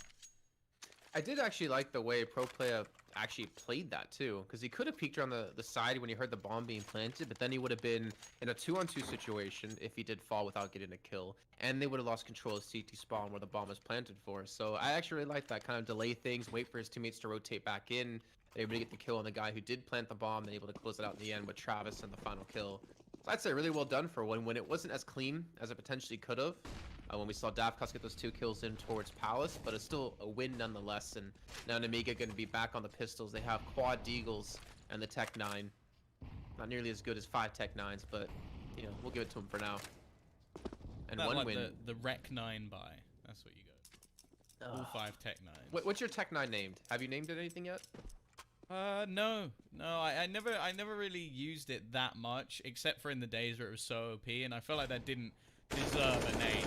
Like it was such a ridiculous weapon. Even I was like, nah, I don't even need to name this. It's its own thing. I only named the fun guns. Did you ever play it when there was like a decimal point error when they did a patch update and it was like perfect accuracy while running? Wasn't that just for like a year? It was a long time ago. No. It was a long time ago, and it was like only there for like a day. But it was. It was like the R8 day. That was one of the most fun days ever. It was so stupid. It'd be like, you have an AWP? Well, I have a. I think it was like $600 AWP, and it was like it did more damage. Like it was like a one-shot kill. You could shoot through 3 people with the R8 on that first day, and get the kill on all of them in the chest. It was hilarious, but. Yeah, I'm glad it's not there anymore. JW still uses it a bit. Yeah, exactly. He's trying to make it work still. So that's JW, the king of the sawn-off. Man who uses many different weapons. I really thought you said... Go ahead. No, carry on. What did you think I said? I really thought you said king of the sauna, and I just imagined him in a sauna with like a towel, and then it's just like arms out, like looking like a boss. I don't know why. My mind went there. Maybe Freudian has something to say about that. We're going back into the buy for Nemiga though, with the 4 AKs and the AWP. The money's still looking really thin for him. They're able to get a couple of kills in the last round, but a couple isn't going to save them really much here. And they've got the full mid control, and you can still see one win really just giving up that position. They actually do have ProPlay back on short yet again, so they've kind of transitioned away from like the 2 players towards the B site. But that heavy presence towards connector is just insane out of them. Tony Black and Travis going to be here. I am surprised how little the T's have actually been able to do with mid so far. Travis, this is aggressive. already manages to get a first kill, and he's going to get out of there. That is something that you should never, ever be able to do. Pop flash yourself into a mid-smoke, get a kill, do a lot of damage on a second player, and then just leave and not take a point of damage. That is ridiculous. And Nemiga, I feel at this point they've got to be getting a little bit tilted until Lollipop. He's had 2 really high impact rounds. This might be the second. They look to try and get themselves back onto the board. He even just fades back into the palace as quickly as he came out. And now the CTs, like, they're a little bit of a loss for words. You got Pro Play just holding in case anybody pushes the spawn. They've completely given up this A side. The only person peeking in is Tony Black, and he's going to get a fadeaway headshot. And this will leave them at least with a possibility for the retake when this bomb goes down. If the bomb goes down. This has somehow gone right back. Tony Black is going to get caught. There's still going to be Pro Play and Starix available. And again, we see a round when Nemiga, they look like they had this one dead to rights. And instead, well, just dead. Again, so many times where a player on the T side would die and there wouldn't be a refrag. Like, Stark's able to get those 2 kills towards short. First one, okay, you can count that one, but he should never have gotten the second without being returned on right there. And then having, what was it, Speedak, the last player alive, which is an AWP against 2. You're not really going to win that too often in one win. And a round they should never have really been able to win, I would have thought, considering they had Lollipop with the great entries towards the A side, and even Jo, who was back towards B apartments. And once Lollipop got those 2 kills, he actually peeked out and got a spray down for some damage, but wasn't able to get a kill. But he still had that presence there, and it prevented one win from actually fully rotating back towards the A side. Box this time, just going to walk out of Palace. Will eventually fall to Travis, but still a 1-for-1 trade. Lollipop, quick to put things back into their favor. Of course, they did a reasonable amount of damage in the last round, but obviously 1 win's previous round has been so clean. They still have a hella amount of cash. The T's, wow, they have the advantage here. They, of course, can look to try and take one on the cross. This was where they managed to win the round last time, so I'm hoping the T's won't make the same mistake. And there you go, straight away. Let's just burst smoke there, guys. Let's make sure that we can't get killed. Let's play this one nice and safe. No risks taken. And I feel like the CT side, they could just save here. Like, I feel like they don't really know the weaponry that's on the other side. I'm sure they won't want to be giving away too many weapons. But at the same time, they do have 3 players with $30,000 between them. They're not in any financial restraints. Davkos could just YOLO in with the AWP, but it looks like he is just going to hold on to it. So 6-4, Nemiga, they are able to get back onto the board. I feel like a lot of it seems to be coming down to Lollipop. Like, he's getting some high impact kills, 10-6 at the moment. Every single MVP for his team, although we don't really look at the golden stars too often. It's always something to note. But finally, a round where it seemed like they played it a little bit smarter than anything. Like, making sure they weren't overfacing, making sure angles were covered, and there weren't really too many risks taken. I also like how they kind of took advantage of the way that one would have kind of been defending the A site. Like, there was one round where Davkos did push Palace. He got himself a double kill before falling. But in the round before this last one, was it Lollipop just pushed out of Palace, got 2 kills, and then they were trying to get the bomb down. They never really did, and they lost the round. But then they kind of just pushed someone through yet again in Palace. They catch a player out, and they start up in the early man advantage. So really trying to use this defensive hold Woodwood has been using against them. Problem is, I don't know how often it's continue to work out. Pro play, what? MDS even knew he was there, but he's just jumping shots him like Batman, and Lollipop again opens up the A site. Looking to pincer him, but actually they're not surrounded anymore. They're looking to try and fight out. This is madness from the CT side. They're so aggressive in the way they play, but somehow they've got themselves in a decent position. Look where the bomb is. Is it going to be spotted? Travis might actually just wander past the bomb, although, oh, hello. That's a present. That's something that Travis is going to be keen to keep. I'm pretty sure Jo is even going to expect anybody to be here. He's making so much noise. Smoke going to be going down, and see you later. Easy round for 1 win. I am bemused with the way that they play these rounds. Like, pro play, I feel like is just a loose cannon. I think at the beginning of rounds, Starix goes, pro play, what's the craziest thing you can think of? And he goes, well, you know, I could like try and run all the way down into underpass and then just try and like jump and headshot someone, and then you just hear a whisper in his ear, do it. It's like, like Starks is in the room with me right there. That's creepy. Hey, if it works out, why not do it? And the thing is, ProPlay's been able to hit some pretty nutty shots, I think, over the course of this series as well. I think he's been doing a fantastic job.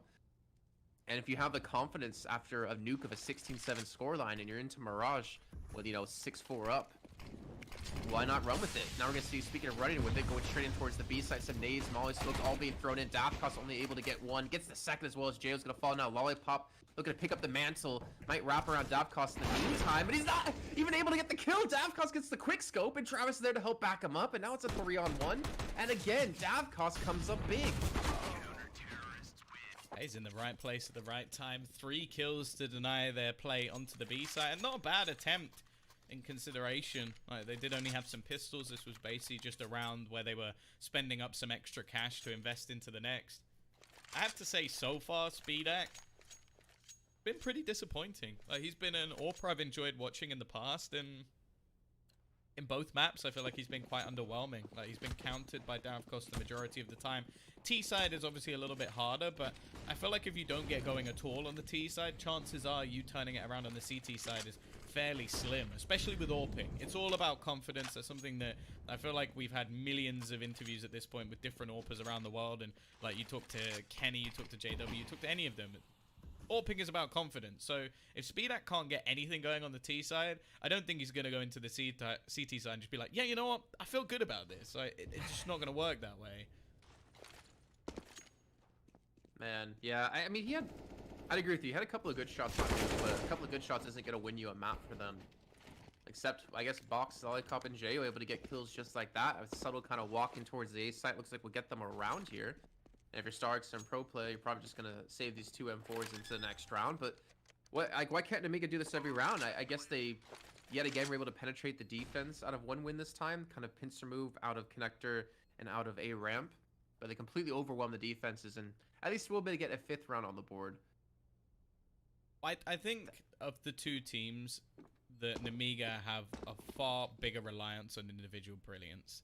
Like, sure, there's a lot of aggression coming out from one win, but I feel like it's more calculated. Ignore Pro Play in that. Like, he doesn't quite count within the the strategy of the team. I feel like it's almost intentional that he is just a loose cannon. Like, again, you look at like Legendary Fnatic, not the comparison of the 2 teams in caliber, of course, but if you look at the way JW used to play, there was Fnatic and then there was JW. He was a separate entity that would run around the map and kill everyone.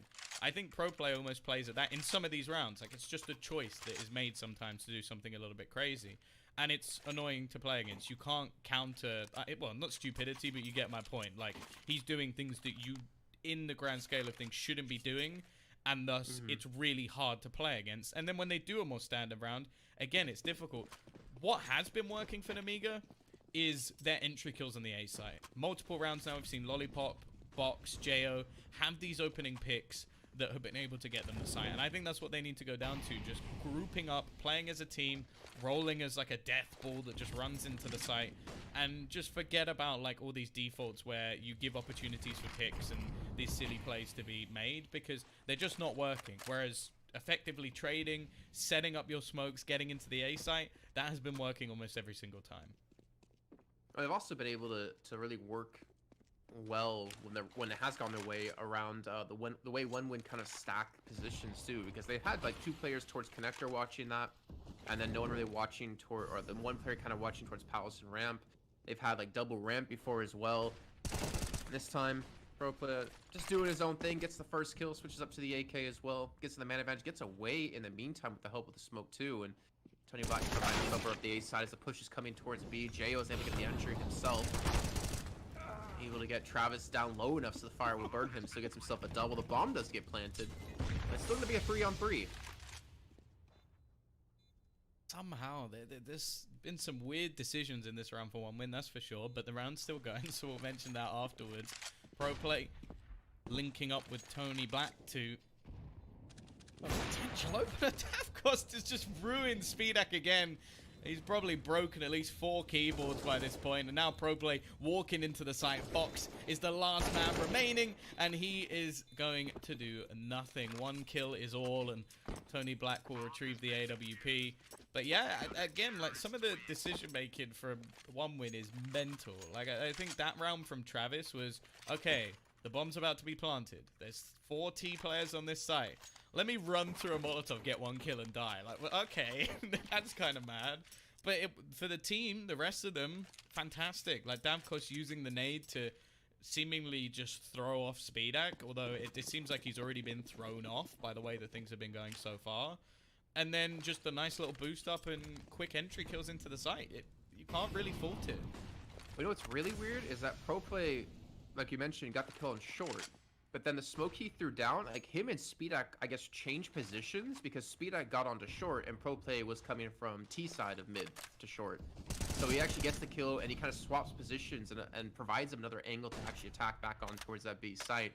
Really odd. I didn't fully see it happen in the moment, but it works out in the end. And now it looks like OneWin might be able to pull off the 10-5 first half here on CT side of Mirage. Already up 1-0 in maps, winning out on Nuke 16-7. They still have 4 more players to find to get that solid first half lead. But with the way we've seen these rounds go so far, I don't know if Nemiga can really pull this one back. If they can, it might come off the back of Jo, who was potentially looking to get in towards window, except Travis is going to be there to help protect it. And we've not really actually seen any window play out of Nemiga, now that I think about it. They haven't really boosted anyone up into that position. Nice little flashbangs allow Lollipop to get the entry kill on the Davkos, but there's still more players here. AO mid has done some work, but it seems like the defense is still holding on. Pro Play is here, but the shots aren't quite enough. And now Starix, the IGL, to a 1 versus 2 to give them the double digits in the first half that they desperately desire. Both players tagged already. Jo is going to be watching. They're yet to actually plant this bomb. I think he's been spotted. Jo is going to close things out with a triple. And we're going to have a 9-6 half. Not the end of the world for Nemiga. Definitely not ideal. But they managed to grind back a few of the last rounds. I think that's going to give them a much better stance than the way that things were going initially. I'm a little bit worried, though, as you mentioned before. My confidence, AWP, Davkos, I feel like is oozing confidence in Speedak. Only 3 kills in that first half. Having a really rough game for him. But to be fair, I mean, with the shots we've seen Davkos hitting, Travis, I didn't even realize he's on 16 kills till just now. He's kind of snuck his way up there, at least on me. But he's going to have a lot of work to do for Speedak to really kind of claw their way back in. I feel like he's going to need to be able to pick up that op in middle if they do want to go for the mid-play hold. I wonder actually kind of how they're going to go about defending when it comes to these gun rounds, because it just seems to not be working for anyone except pretty much Jo and Lollipop. They're the only ones to really, break double digits. The only ones to really have some decent entries. We saw there, Lollipop entries on the Davkos with the assist from the flashbang. It's just really hard. You can't depend on one player to win you games unless it's simple, unless it's Zywoo, And I don't know if Lollipop is going to be, able to call himself on that kind of tier of player right now in this match. Yeah, he is the one that's like, so he came, I would say, after Electronic. So that was like the run of things, like in terms of players picked up by Blade. And maybe the roster died before he really got any of the, I would say, the brilliance that comes from Blade. Of course, most of the time he does pick up people with raw individual skill and then set them on their way. But yeah, Lollipop's definitely someone that does have the skill. It just doesn't seem to be of the consistency of, obviously, the players anywhere near the top. And unfortunately, he basically went from, I think, this Nemiga team to that Flipside team. Then it folded, and then he went back to Nemiga. So we haven't seen much growth from him since then. I think Jo as well, like the Estonian player, he's another one that there is clearly a decent amount of skill there, but the one that's missing today is Speedak. Like that's the one you look to. Like, they picked up this AWP player. He is a talent for sure, but he is yet to show up in this series. And I think the just sheer level of experience that Davkos have, he's just finding it very easy to counter his opponent. So they're definitely going to need him. But first things first, they need to get themselves this pistol round. Get off to a strong start, gain some confidence there, and it is going to be a straight-up execution onto this A site. Every player just bombarding him, but there are 4 defenders here already. Nice start from Lollipop, but it's a very quick trade. They haven't quite cleared underneath. Jo dancing with death, and eventually Starix will hand him exactly that. However, the team have come back strong. Starix left 1v3, needs to pull off some Lollipop magic, but he won't be able to do it today. 9-7, Nemiga bounce back. That was a full arm revive out of Nemiga as well. No utility, no kit, so they had no way to actually really retake the side. So if they were going to defend, they had to do it in the way they just showed us.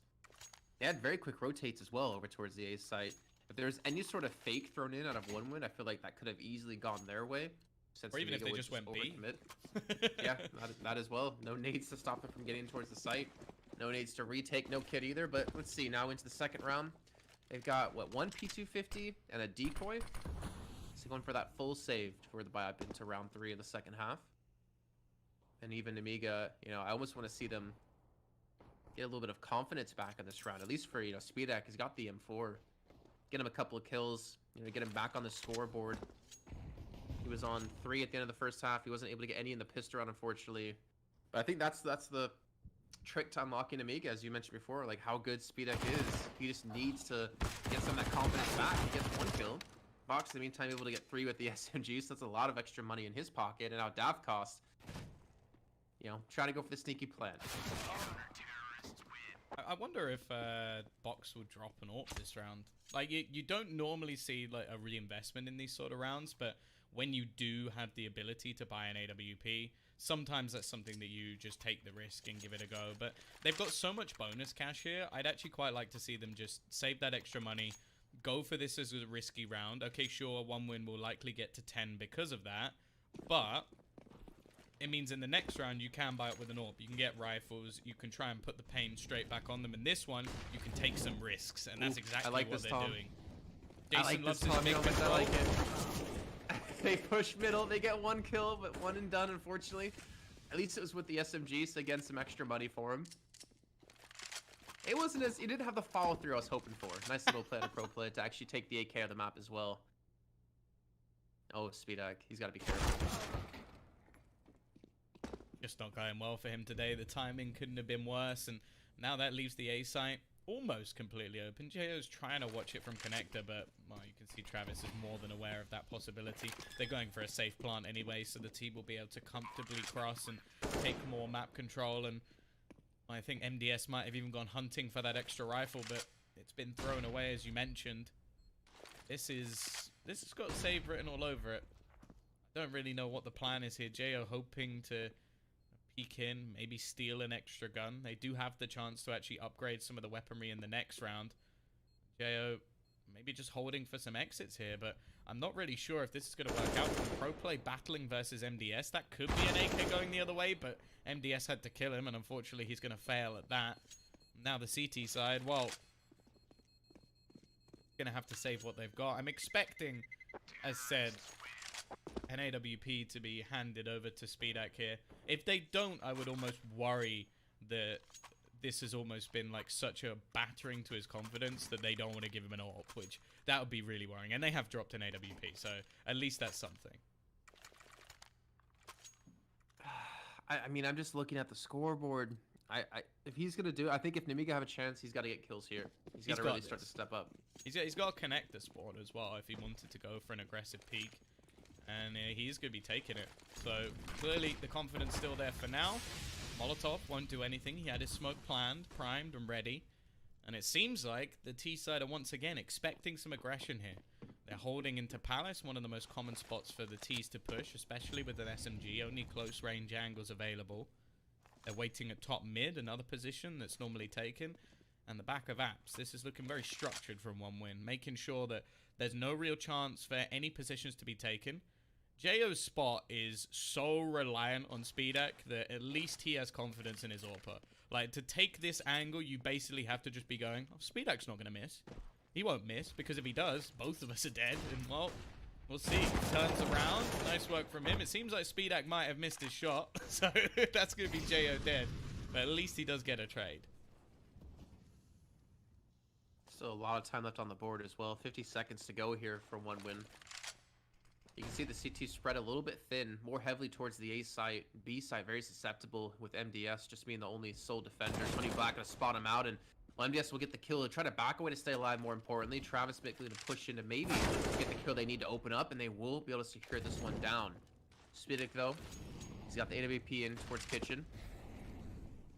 Bomb should be planted here momentarily, but this is gonna be such a tough retake here for the CT side. Nade comes through, takes down Travis, so at least get the man advantage back in the way. They do have a flank coming in from apartments as well, but Davcost can get these shots, and he gets the first, looking for number 2 as he hears Box coming in. He's able to spray onto, but not quite able to get the kill, and StarX now alone against 2.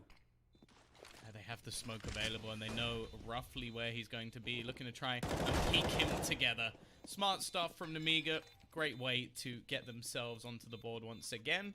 And that's sort of what I was talking about when I said they could just break straight back. The only issue is the bomb plant actually sets up one win in the exact same position.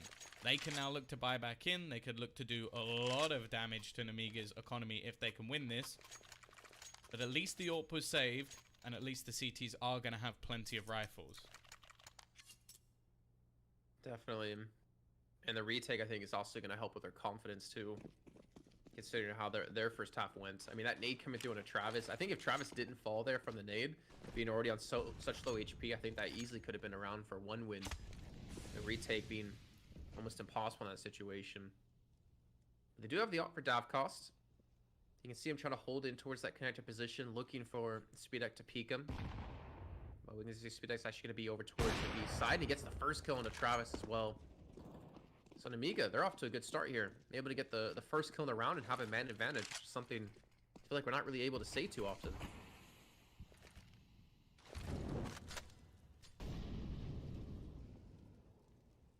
See if they can actually convert this into a round. It would be the equalization. They're not that far behind in this match whatsoever. It feels like it's more, if I'm being honest. But I suppose that is down to them winning both pistols. Like you take that away, and this is a dominant scoreline. SpeedX, this is what we like to see. Starting to gain a little bit of confidence, peeking into some riskier angles, and actually Geo doing the same. Caught out by Davkost in the end. And Davkost, as we mentioned, he's been winning this duel 9 times out of 10, and he connects onto SpeedX. Actually, both players hit their shot, but nobody goes down. If anything, I would say that that's more beneficial to the CT side just because they have such an advantage already. SpeedX about to come under some pressure. Now, there is another player on the B side, so this wouldn't be a free cross anyway. And more importantly, one win. They're starting to run out of time. I'd imagine they just have to save it at this point, right? You want to keep this off for Davkost, who's going to retreat back in towards underpass. Believe someone... No, no one's actually pushed up there to potentially drop him. So they're going to save with the 2 weapons. SpeedX able to get 2 kills in the round. Some much needed kills, more importantly, for him. Like we're saying, get that confidence back for himself. Able to go head-to-head against Davkost and trade pretty equally there. So Nemiga, they're not really going out just yet. They still have a chance here to easily fight their way into this one. If they did lose that round, as you mentioned, Tom, they would have been hurting on money, and they would have been hurting on weapons, and that could have been one win running away with quite a few rounds. And now we can see quite the opposite here. One win, just the AWP, just the AK. They could kind of force up pistols and armor behind this if they wanted to, but I'd imagine they're just going to hope that Davkost and Tony can hit something.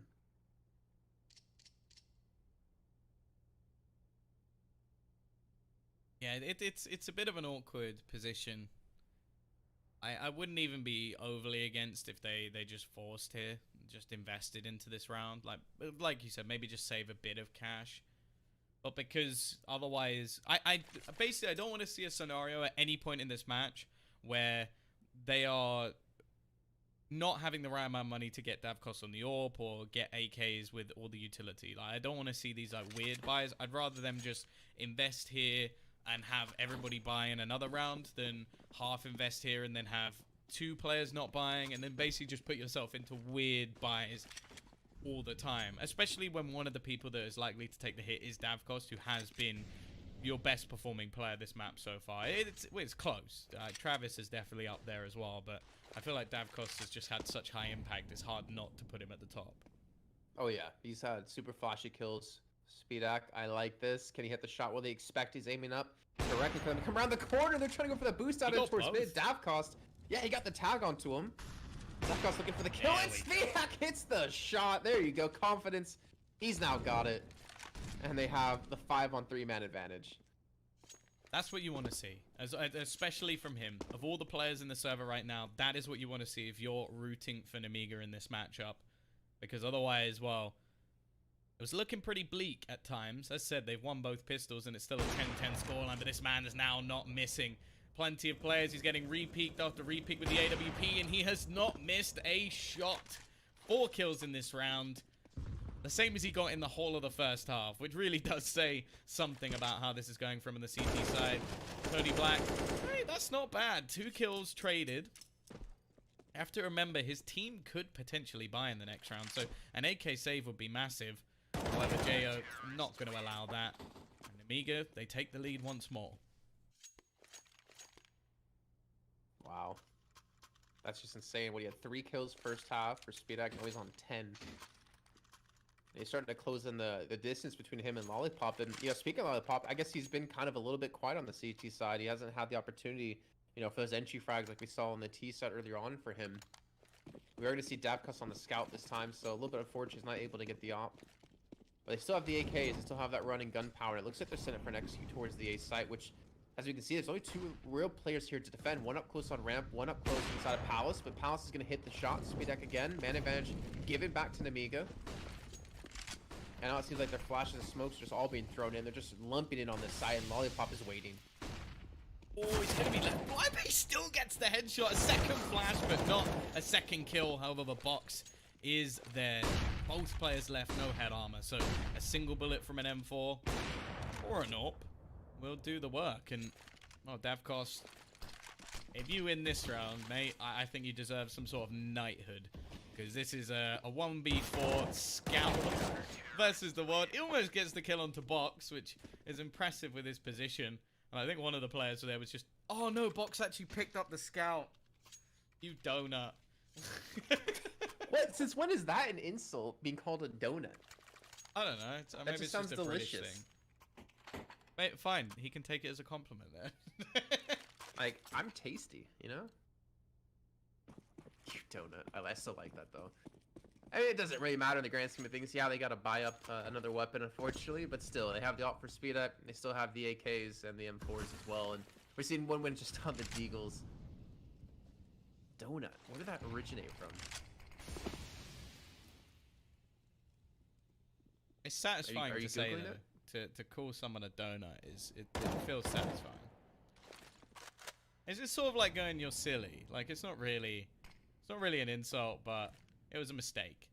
It does sound satisfying, like saying mate. Becoming more British by the day. It's true. It's your fault. The Deagles, though, for one win, have yet to really make an impact in this round. Oh, there we go. Travis gets the 1D. Gets the weapon rescued as well. Some damage being done to Lollipop, who's being pressured from Connector and from A-Ramp. Eventually, he will fall. Now it's just turned into a 2-on-2. Speedak gonna miss that window of opportunity. StarX right behind him is gonna be a player, and he's gonna get the kill onto him. The great USP headshot comes in. And Tony Black's got 2 to find. And he doesn't have the bomb, and he only has 4 HP. You're not selling the prettiest picture here, Jason. I don't think this is going to be a round win. Okay. It'd be an impressive one at that. A 1 versus 1 versus MDS. Deeg in hand was going for a miracle shot, and unfortunately, the gods didn't look kindly on Tony Black this time. Tease, though, that is not a bad round in isolation. That was just some Deegs, hoping to do damage, hoping to force rebuys, and a bomb plant would have been nice, but I think they'll take the 4 kills all day long. And now they come back in with their 4-buy. Davkos back onto his trusty AWP, which is what we like to see. And I'm expecting maybe a bit more of a default round from them here. We saw them go quite aggressively into the A site last time they had a purchase. This time, yeah, they're just going to spread out across the map, go for some peeks into mid, try and take a challenge maybe in towards the B site earlier in the round, as Travis just looking for somebody to take the battle. This time, more passive hold from Speedak. I'm a bit disappointed, if I'm being honest, because I think he's been so good with his aggression. I want to see him continue it, but I guess with the way the T's have been playing, just being a bit careful that he doesn't end up just handing away that initial kill. He's kind of covering off for Lollipop as well. He's going to be sitting inside a sandwich. Pro player. I don't know if he actually meant to push past the smoke like that when he flashed out, but now Star's gonna be shot from the back as the smoke dissipates. Box is gonna get that kill, and they execute towards the B site's gonna be coming through. There's gonna be 2 players waiting, only 2 players attacking, and Box is there on the rotate to help out towards short. He spots out Davkos, easy shot comes through, and Nemiga looking to go up to 14 now.